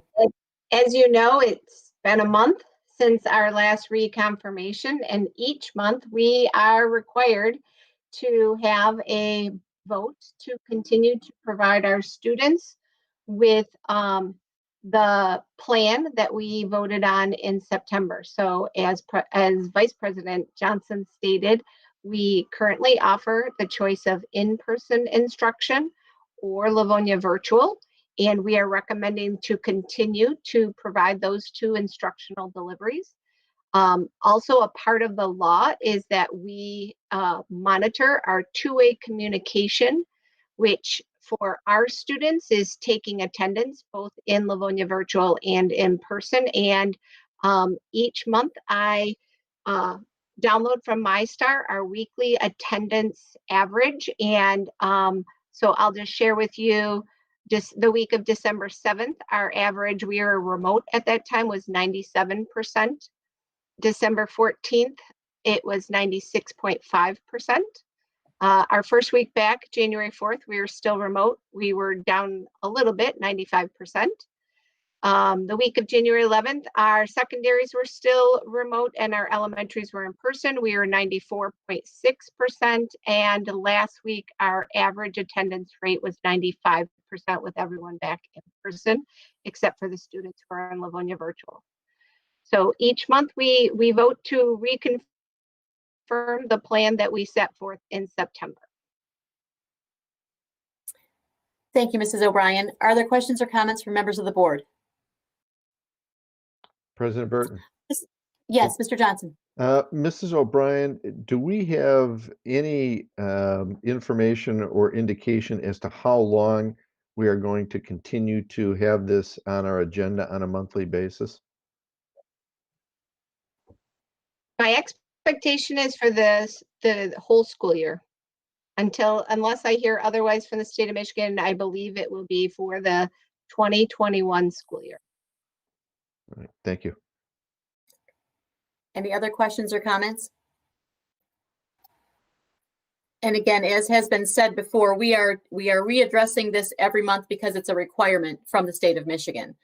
What I do appreciate about this plan is that it does give folks choices. I appreciate the Livonia Public Schools has been able to give our students choices throughout the year. And I am very, very proud that many districts in our surrounding area have looked to Livonia since this summer and early fall, and certainly up through now when other districts were going back for the very first time, March 1st, that Superintendent Oquist and our cabinet team received calls and correspondence from many different districts asking for our guidance on how to do this. So I'm very proud of Livonia Public Schools and the success that we've had navigating through this truly unprecedented year. I'd like to thank for that all of our staff, all of our parents, all of our students. It has not been easy on anybody, and that goes without saying. But we do need it when we need to stop and address this item again and look at it again. We do need to stop and say thank you to everybody for the efforts that we have all been putting in together to try to make this as successful as possible. Any other comments on this item? Seeing none, Mrs. Bradford, would you please take the roll on the reconfirmation of the extended COVID-19 continuity of learning plan? Mr. Johnson. Yes. Mr. Centers. Yes. Mrs. Acosta. Yes. Mrs. Bonifield. Yes. Mrs. Jarvis? Yes. Mrs. Bradford says yes. President Burton? Yes. Motion passes. Thank you, Mrs. Bradford. The next item on our agenda is item 8B, limited out-of-district schools of choice for 2021-2022. May I have a motion, please? President Burton, Mrs. Bonifield. move that the Board of Education of the Livonia Public Schools School District accept the recommendation of the superintendent to participate in limited schools of choice under Section 105 and 105C for the 2021-2022 school year. Openings to include no more than 185 seats in kindergarten through 8th grade and 5 seats in each global ed and Kappa at 9th grade only, for the total of up to 195 students. Support. We have a motion by Mrs. Bonifield, supported. And Mr. McDonald, I believe you'll be helping us out with this motion. Thank you, President Burton. This is the same recommendation, the 185 seats in K-8 and 10 seats, 5 each in Global Ed and Kappa that we have made the last 2 school years. So this will be the 3rd consecutive year in which we would be making a recommendation in this manner. It does offer us the most flexibility when we are assigning students to schools and grade levels. If approved, we would be opening our window from February 25th through March 26th. That is the 30-day window that we would can maximally use. Mr. McDonald, can you repeat the dates of that again? Sure. February 25th through March 26th. Thank you. Are there questions or comments from the Board of Education? This, along with everything else that's on the agenda today, you may not be hearing the amount of conversation about it because we've discussed it at least 2, if not more, meetings before it got to today's vote. As you said, Mr. McDonald, this is the same number of spots that we have offered for the past 2 years. This will be the 3rd year that we've offered this. That is correct. Okay. And I know last year we offered 185 spots, and even in the midst of COVID, we wound up filling a little bit over 100 spots. Is that correct? Right at 100. Okay, alrighty. I don't believe I have any other questions for this. Any other questions or comments before we take a vote on this item? Seeing none, Mrs. Bradford, would you please take the roll on the limited out-of-district schools of choice for 2021-2022? Mrs. Bonifield? Yes. Mrs. Bradford says yes. Mrs. Acosta? Yes. Mr. Centers? Yes. Mrs. Jarvis? Yes. Mr. Johnson? Yes. President Burton? Yes, motion passes. The next item on our agenda is item 9, business matters, and 9A is the resolution to approve ballot language for the 2021 bond proposal. May I have a motion? President Burton. Mr. Centers. Move that the Board of Education of the Livonia Public Schools School District adopt the attached resolution in support of a special election on May 4th, 2021 for a $186 million bond proposal for facility upgrades, technology, improving playgrounds and athletic facilities, purchasing school buses, and improving property sites for Livonia Public Schools. Support. Mr. Centers, I'm not certain if I was the only one who had your voice cutting out there for a moment. Mine cut out. Would you mind repeating the last sentence of that motion for us, in case it cut out for anyone at home? Certainly. Actually, I'm sorry. It looks like it's all one sentence. I apologize. That's fine. Move that the Board of Education of the Livonia Public Schools School District adopt the attached resolution in support of a special election on May 4th, 2021 for a $186 million bond proposal for facility upgrades, technology, improving playgrounds and athletic facilities, purchasing school buses, and improving property sites for Livonia Public Schools. And we had support on that. Was it Mrs. Jarvis that I had heard? Yes. Thank you.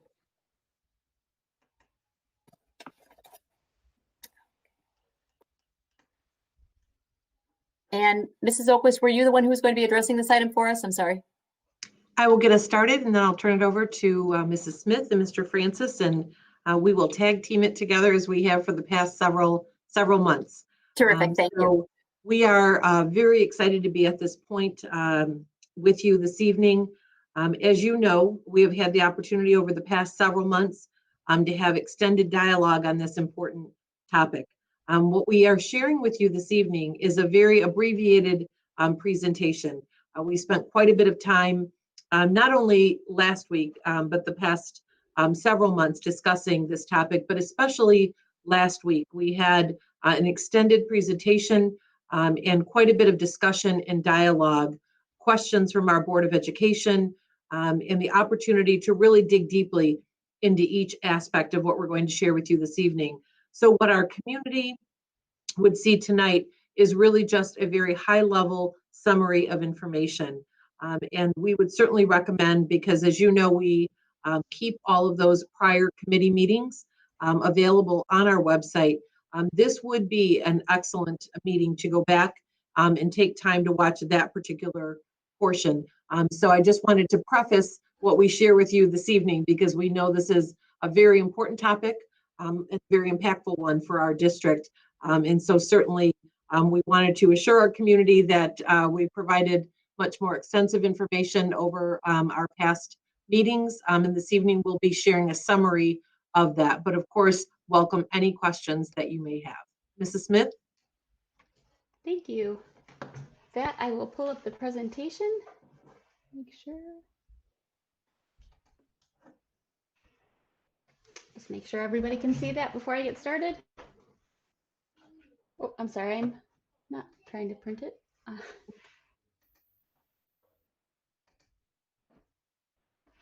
Okay, to start us off tonight, we wanted to take you back to really where this started, and that was with our 10-year facility plan.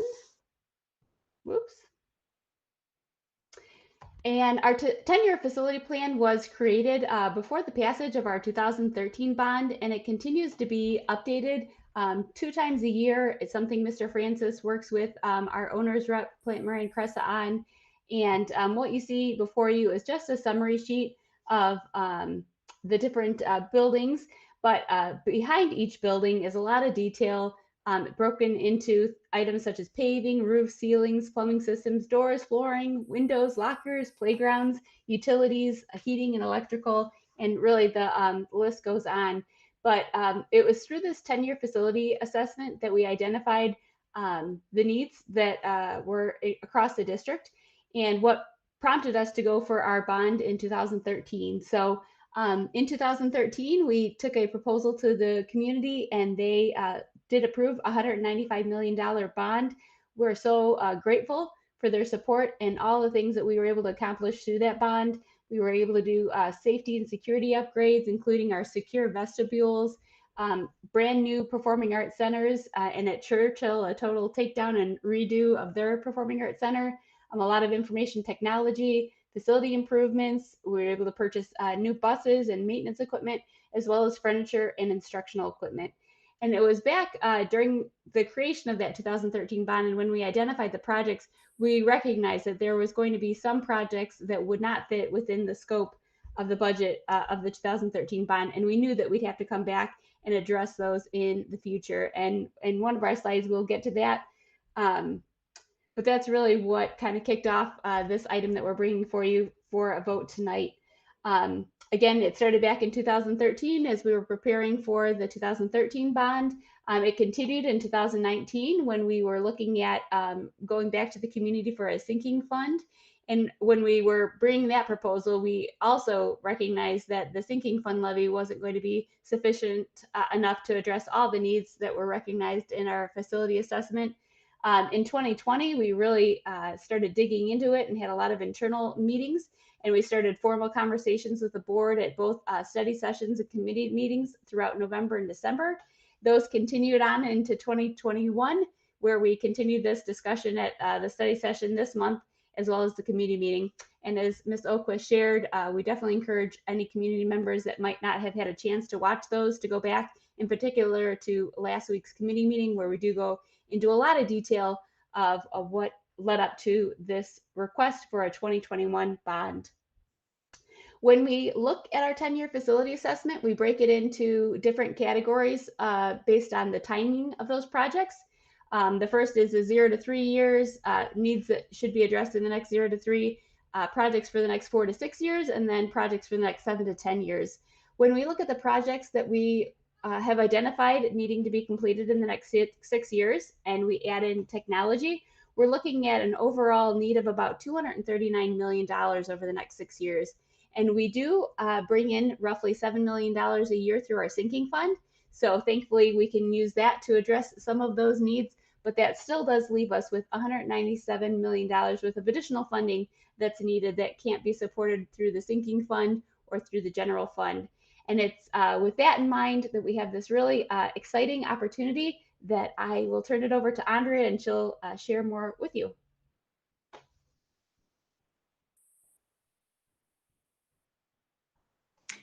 Thanks so much. So one of the things that we've really considered very carefully are these 3 elements, along with many others, but really we wanted to encapsulate these 3. We have a window of opportunity for a no new taxes bond issue this May in 2021.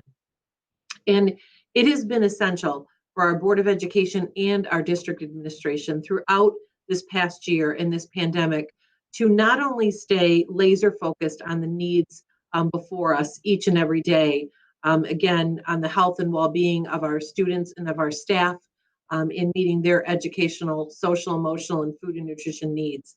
We also knew that at some point in time we would be moving forward and coming out of the pandemic.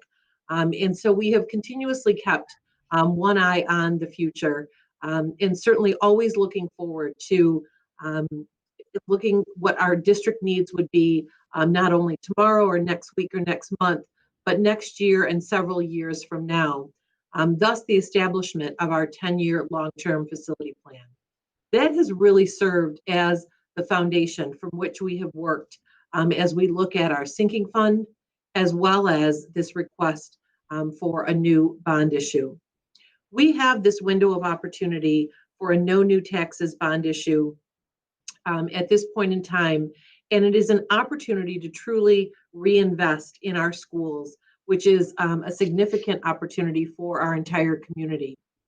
This window of opportunity would not be present in August or November or next year.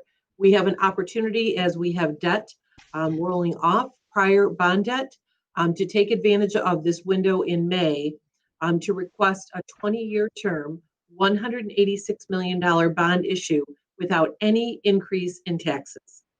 So this was something from, as we've looked at this over the past 2 years in detail, taking a look at where our bond levy, where our tax levy is at this point in time, and our ability to maintain that consistently for our community without asking for any additional dollars, any new dollars, but being able to still reinvest in our schools and in our community. We feel confident doing this, and we take this very seriously because of our district's longstanding history as being exceptional fiscal stewards. One of the things that we have collectively worked on is really that consistent and steady growth of our district fund balance to a reasonable and appropriate place. We are now certainly well within and at the end, the top end of the MSBO recommended fund balance limit, not limit, but where we're encouraged to be with a 20% fund balance. That has provided financial stability that has allowed us to continue to add resources in our schools and in our classrooms. That financial stability has also earned us a strong bond rating and also the highest rating on our district audits. In fact, this is something that is carefully reviewed on a regular basis. And through that review, we were able to recently take advantage of historically low interest rates and refund our recent or our last bond debt, resulting in a taxpayer savings of over $15 million.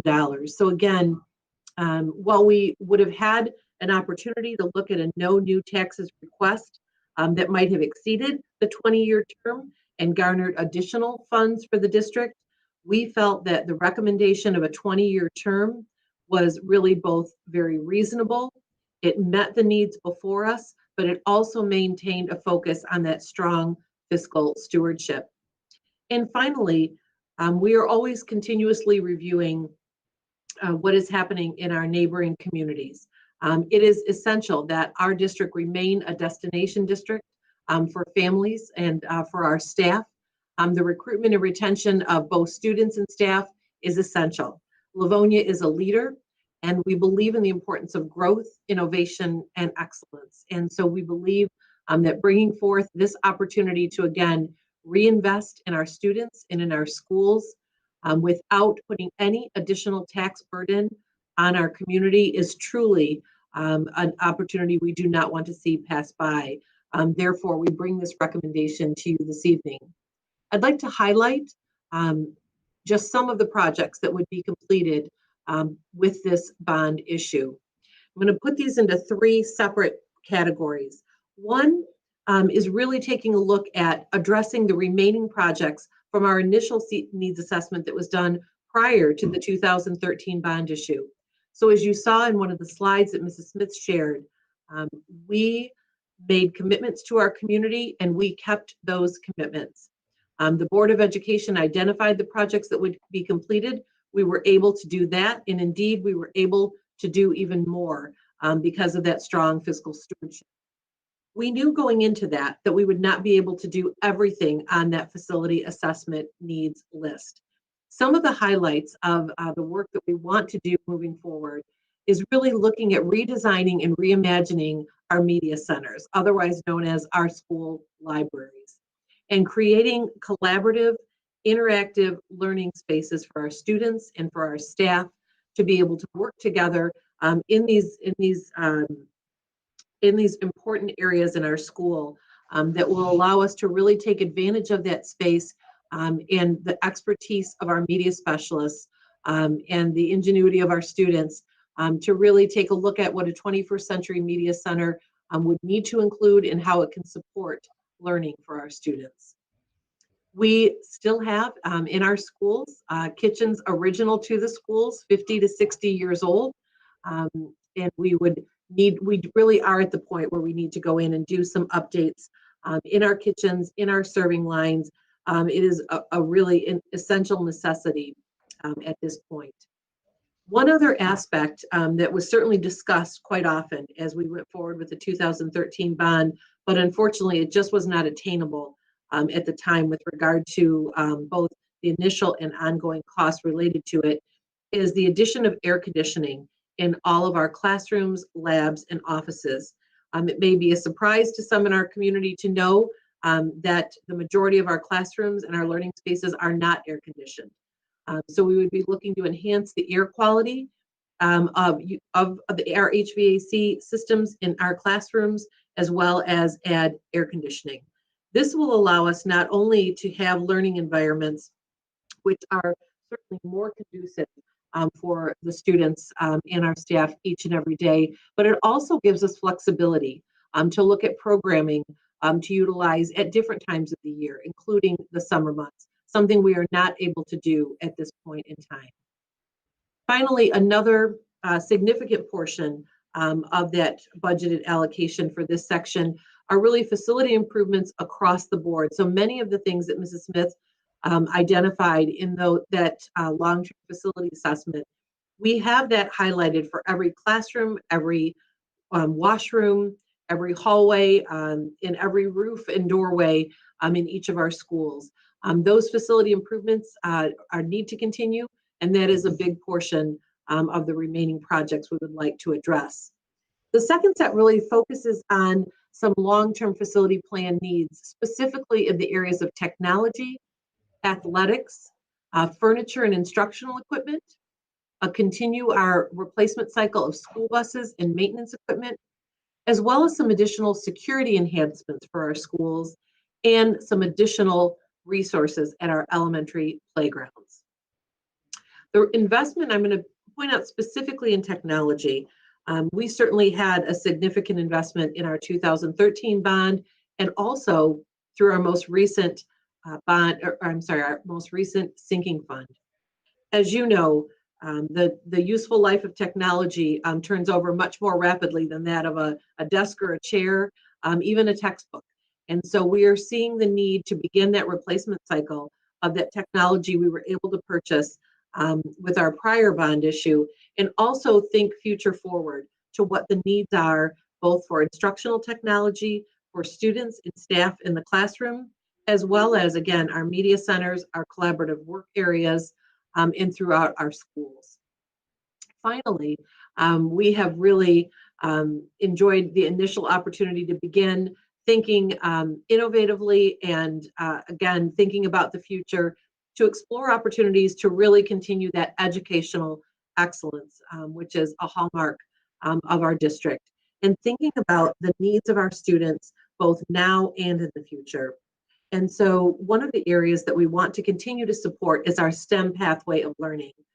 We utilize what is considered to be the gold standard of curriculum for the STEM pathway, which is Project Lead the Way. We have infused that into our middle school and high school curriculum offerings. We would like to continue to support those and see those grow and see that STEM pathway as a clear path both in computer science and engineering for our students who are interested in that. We also want to find a permanent home for our tremendous robotics teams, both at the middle school and the high school level. We have great pride in the work that they do and believe that there are some tremendous partnerships to be had in order to support those efforts. And I'm going to hop down to the last item on there before I come back to the Early Childhood Center and talk about additional programming and opportunities at our Livonia Career Technical Center.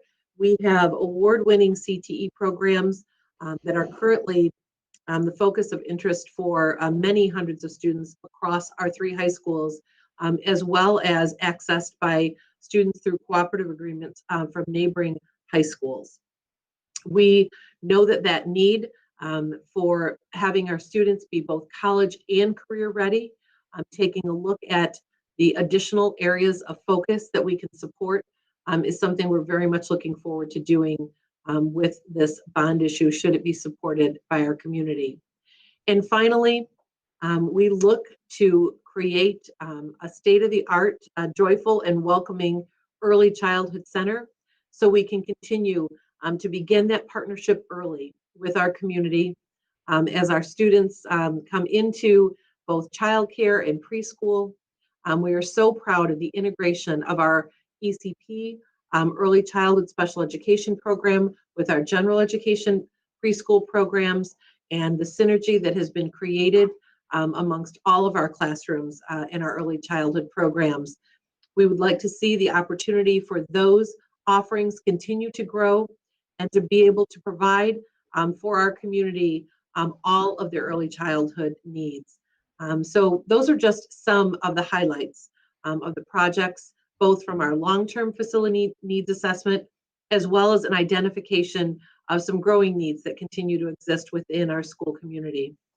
One of the most important elements of this is to be able to bring forward the need to continue to grow, reinvest, and innovate as a school district. We certainly cannot sit idly by as we see those needs continue to grow, both within our schools and our district as a whole. We want to continue to be that destination district for students and for staff, and to be able to do that without requesting any additional tax dollars from our community is an opportunity that we think provides a tremendous win-win for both our schools and our students, as well as our school community. Thank you, Mrs. Oquist and Mrs. Smith. Do we have questions or comments from board members? And again, this is one of the items that we discussed at length, as was mentioned at our committee of the whole meeting last week. So for the public that's tuning in right now, you may not get the level of questions that you would expect on something like this. Know that we have been discussing it for several months now and in great detail in our meeting last week. That being said, are there questions or comments from board members or things that you would like, especially for the public to know in case they didn't tune in last week? President Burton. Yes, Mr. Johnson. And I'm not sure if this is directed at Mrs. Smith or Mrs. Oquist, but we talk about the 10-year facility plan. If a community member wanted to see that, is that available online to review? I'll answer that actually. And, Okay. and we don't have that. It is a massive report. It is multiple tabs, a tab for every building with many, many items on it. It's actually something that is continually updated, as Mrs. Smith said. It is not posted. It is really an internal item. It is for the Facilities and Operations Department. We work in tandem with our owner's rep, Plant Moran Cressa. And it is something that we have at the ready for the board. I can't emphasize enough, and I know that Mrs. Oquist and Mrs. Smith both mentioned it, but the upkeep of that document is a large task when we sit down to do it. But it's something that I was fortunate enough to inherit because it was began before the 2013 bond. It is an incredible tool, and my intention is that someone in the future will inherit it because it gives us the ability to keep tabs on all of our conditions across all of our facilities so that we can properly inform the board of opportunities like this that we've brought with regard to the 2021 bond proposal. But no, it's not really a public document. We don't really publicize all of our types of facility items. It's really an internal document. Okay. President or Vice President Johnson, if there's a particular item on which a community member has a question, we would certainly invite them to contact Mr. Francis. And if there's a particular school or a particular area, it's something where we would certainly invite them to come in and have some dialogue on that, and we could certainly share information from there. But it is again meant to be an internal document for us to utilize. Thank you. That's all, Mrs. Burton. Okay. Questions or comments from other board members? I will jump in then. The most exciting thing for me, and it's been stated, but I don't think it can be stated enough, is that this is a no new tax dollars bond. If we have the opportunity right now to continue to address these building needs that we have and to look at some very needed upgrades in terms of new offerings, such as the state-of-the-art early childhood center, an expansion of our career technical program. If we have the opportunity to do this and not cost any more and not pass any additional costs onto our taxpayers, this is a win-win for our community, for our students, for our staff. I just think this is a fabulous opportunity. I think it is important to take advantage of this opportunity in May because it is the only time that we can go out and have this be a no new tax dollars situation for our community. So I thank you to our cabinet team, to Mrs. Smith and the rest of our team for keeping their eye on the ball with this. Another reason that this is such a fabulous time to go out for this is the interest rates are so low that we'll get much more bang for our buck for the dollars that we are able to collect. So I think it's a wonderful opportunity. And if folks would like more detail on it, we discussed it for a great length of time at our last meeting. So you can go to our committee of the whole meeting, which is on our website, and take a look at the deeper discussion at that time. Mrs. Oquist. And I certainly wanted to assure the community that what we shared last week and this week will certainly not be all that they hear of it. Once the board has an opportunity to take action, we will have a very robust informational campaign to share with our community, and that will begin tomorrow. So we will have a tremendous amount of information that we will push out and share to our community. There will also be a dedicated section on our website where we have detailed information about the bond issue, about the projects, and that will be ongoing work going forward until May 4th. So there will be certainly many, many opportunities to become informed about this, but this is this would begin once the board takes formal action this evening. Okay, great. And again, the reason we're going out in May on this is if we waited until August or November, it would no longer be a no new tax situation. We would lose the opportunity to go out and to garner that without it costing any additional money to our taxpayers. Any other questions or comments from board members on this item? Mrs. Bradford. Thank you, President Burton. Can anybody speak to the question that maybe our community might ask about going out for a bond? This certainly isn't back to back, but since we did a 2013 bond and now that we're doing a 2021 bond, are there other neighboring districts that have done this same bond seeking bonds within a certain amount of years? Yep, that was definitely something that we took a look for as we were preparing for this opportunity. And we shared last week a number of districts and a few that I'll highlight for you tonight. One being Novi Community Schools, a neighboring district. They went for a bond in 2014 and then again in 2019. We also see in Plymouth Canton, they went for a bond in 2013, the same year that we did, and they actually went for a bond in 2019.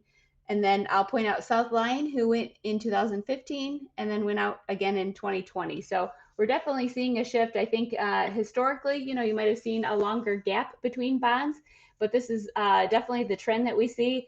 And it's definitely helping school districts be able to address the facility needs.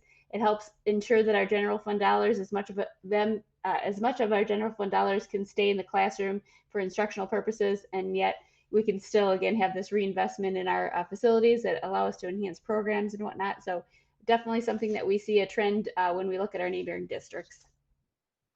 Thank you. And I also just wanted to thank everybody for all their hard work on the bond and in the presentation of it.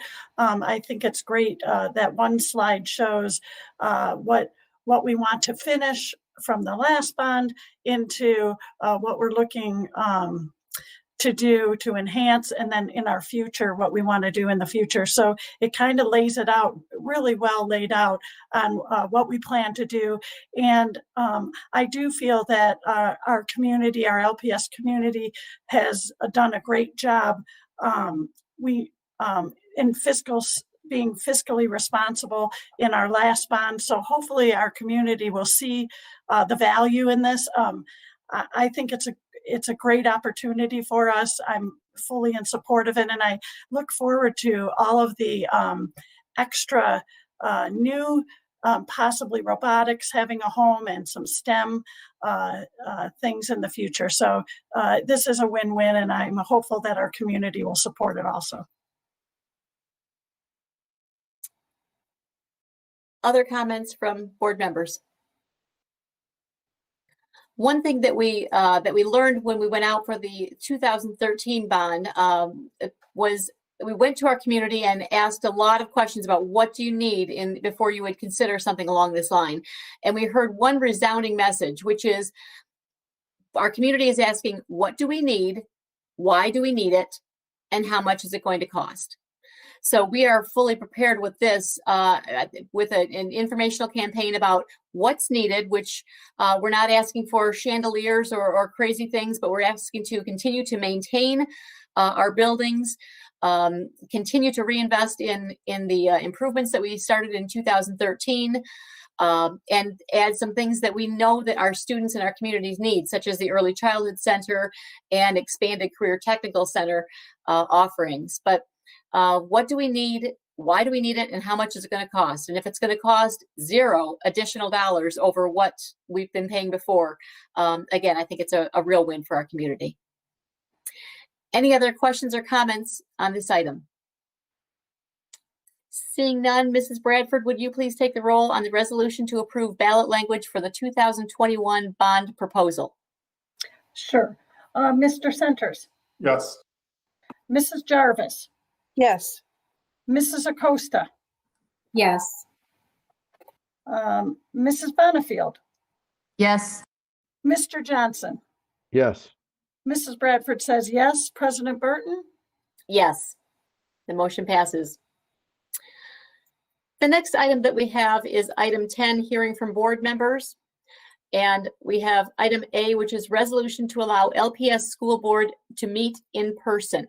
May I have a motion, please? President Johnson, President Burton. Mrs. Bradford. We'll get it right eventually. We will. Oh, funny. Move that the Board of Education of the Livonia Public Schools School District adopt the attached resolution to request that the Governor of Michigan and the Michigan Department of Health and Human Services allow school boards the option to meet either virtually or in person, effective immediately. Support. We have a motion by Mrs. Bradford, supported by Mrs. Acosta. And Mrs. Bradford, would you please read the resolution that accompanies this motion? Yes. We'll give you a minute to pop over to it. Thank you.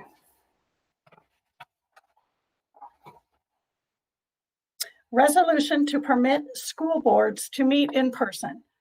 Whereas school districts have been strongly encouraged to begin offering in-person instruction by March 1st, and each local school board has the responsibility to make that ultimate decision for their school district. And whereas Livonia Public Schools has worked diligently to prepare for and implement the return to face-to-face learning for all students in grades pre-K, K through 12, and post-secondary. And whereas all students and staff are permitted by the state of Michigan and the Michigan Department of Health and Human Services to attend school in person. And whereas members of school boards are the only individuals within their school districts who are not permitted to meet in person. And whereas it is extremely difficult for school boards that are required to meet virtually to make the decision that students and staff will meet and work in person, as it sends a mixed message to our community and staff. And whereas the Livonia Public Schools Board of Education wishes to meet in person as soon as possible and has strong health and safety mitigation measures in place for such meetings that are consistent with measures taken for all other school classes and activities. Now, therefore, be it resolved that the Livonia Public Schools Board of Education requests that the Michigan Department of Health and Human Services and the Governor of the State of Michigan allow school boards to have the option to meet either virtually or in person, beginning immediately, in order to lead by example when bringing students and staff back to in-person learning.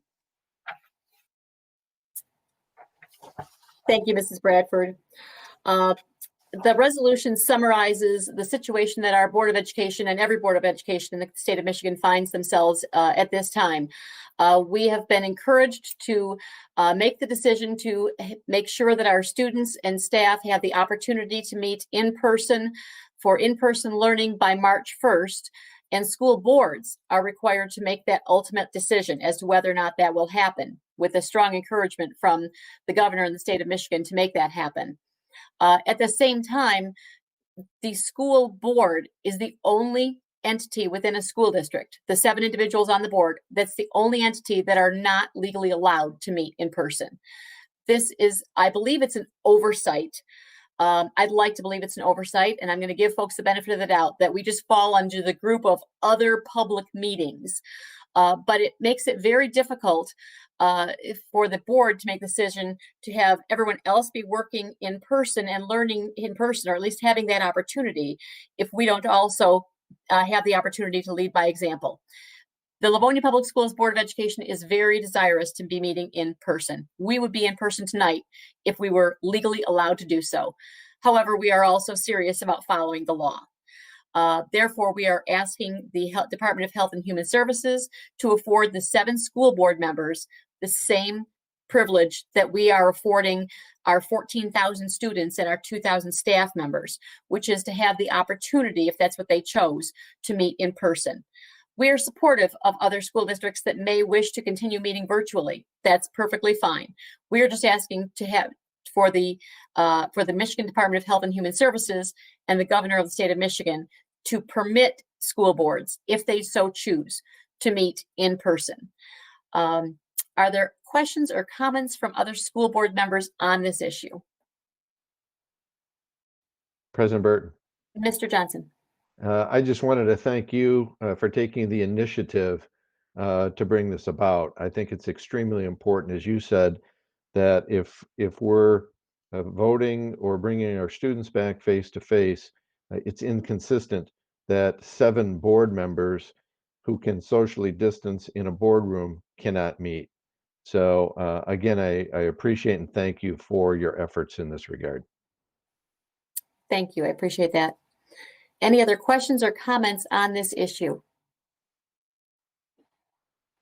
Nope. Seeing none, Mrs. Bradford, will you please take the roll on the resolution to allow LPS School Board to meet in person? Mrs. Bradford says yes. Mrs. Acosta. Yes. Mrs. Bonifield.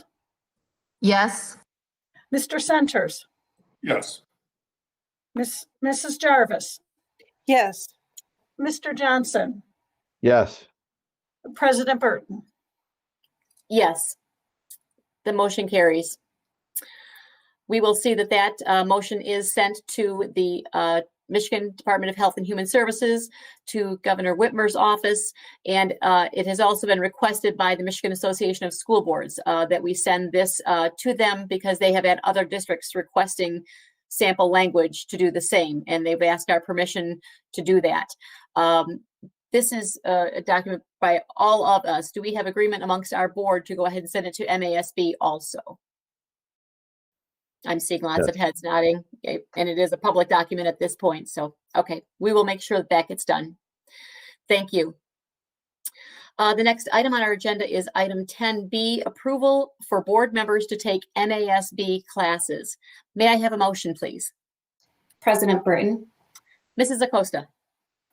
Move that the Board of Education of the Livonia Public Schools School District approve that board trustees take virtual classes offered by the Michigan Association of School Boards February 19th through the 21st of 2021, as shown below, for a total cost of $810. Madeline Acosta, $270. Tammy Bonifield, $180. Liz Jarvis, $180. And Mark Johnson, $180. Support. I heard a chorus there of support. I believe I heard that from Mrs. Bradford first. And we have a motion by Mrs. Acosta, supported by Mrs. Bradford. And Mrs. Oquist, would you like to address this item for the board?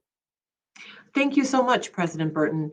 As you know, we value the opportunity for our Board of Education members to continue their leadership and professional growth and development.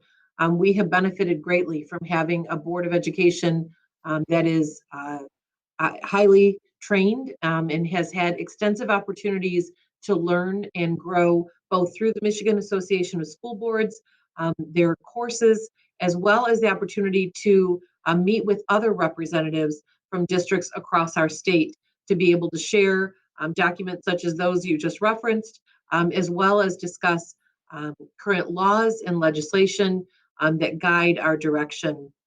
So, as well as board policy BBBC requires approval of the expenditure prior to expending those dollars. So we are required to bring that forward to the Board of Education. We certainly support and appreciate the time and effort each of our board members give in attending these workshops. Thank you. Are there questions or comments from the board on this issue? Seeing none, Mrs. Bradford, would you please take the roll on the approval of board members to take MASB classes? Mrs. Acosta. Yes. Mrs. Bradford says yes. Mrs. Bonifield. Yes. Mr. Centers. Yes. Mrs. Jarvis. Yes. Mr. Johnson.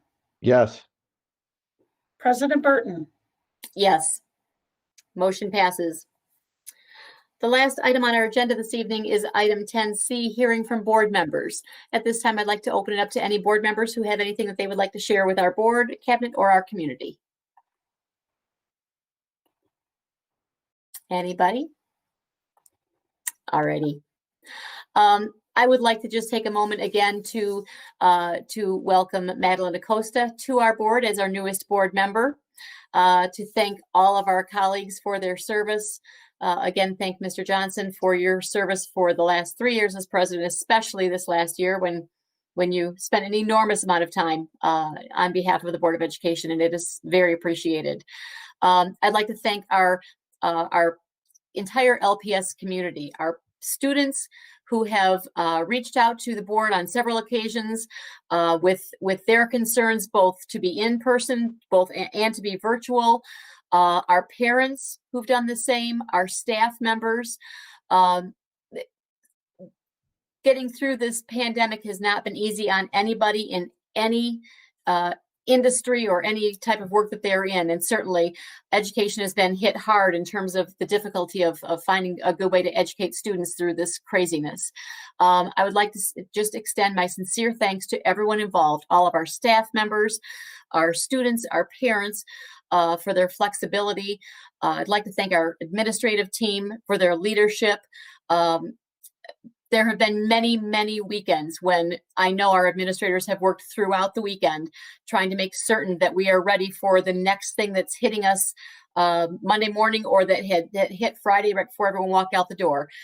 So thank you to the entire LPS community for making Livonia Public Schools continue to be a beacon of excellence and a district that other districts turn to say, how do you do this? We need to do what you're doing in our own districts around you.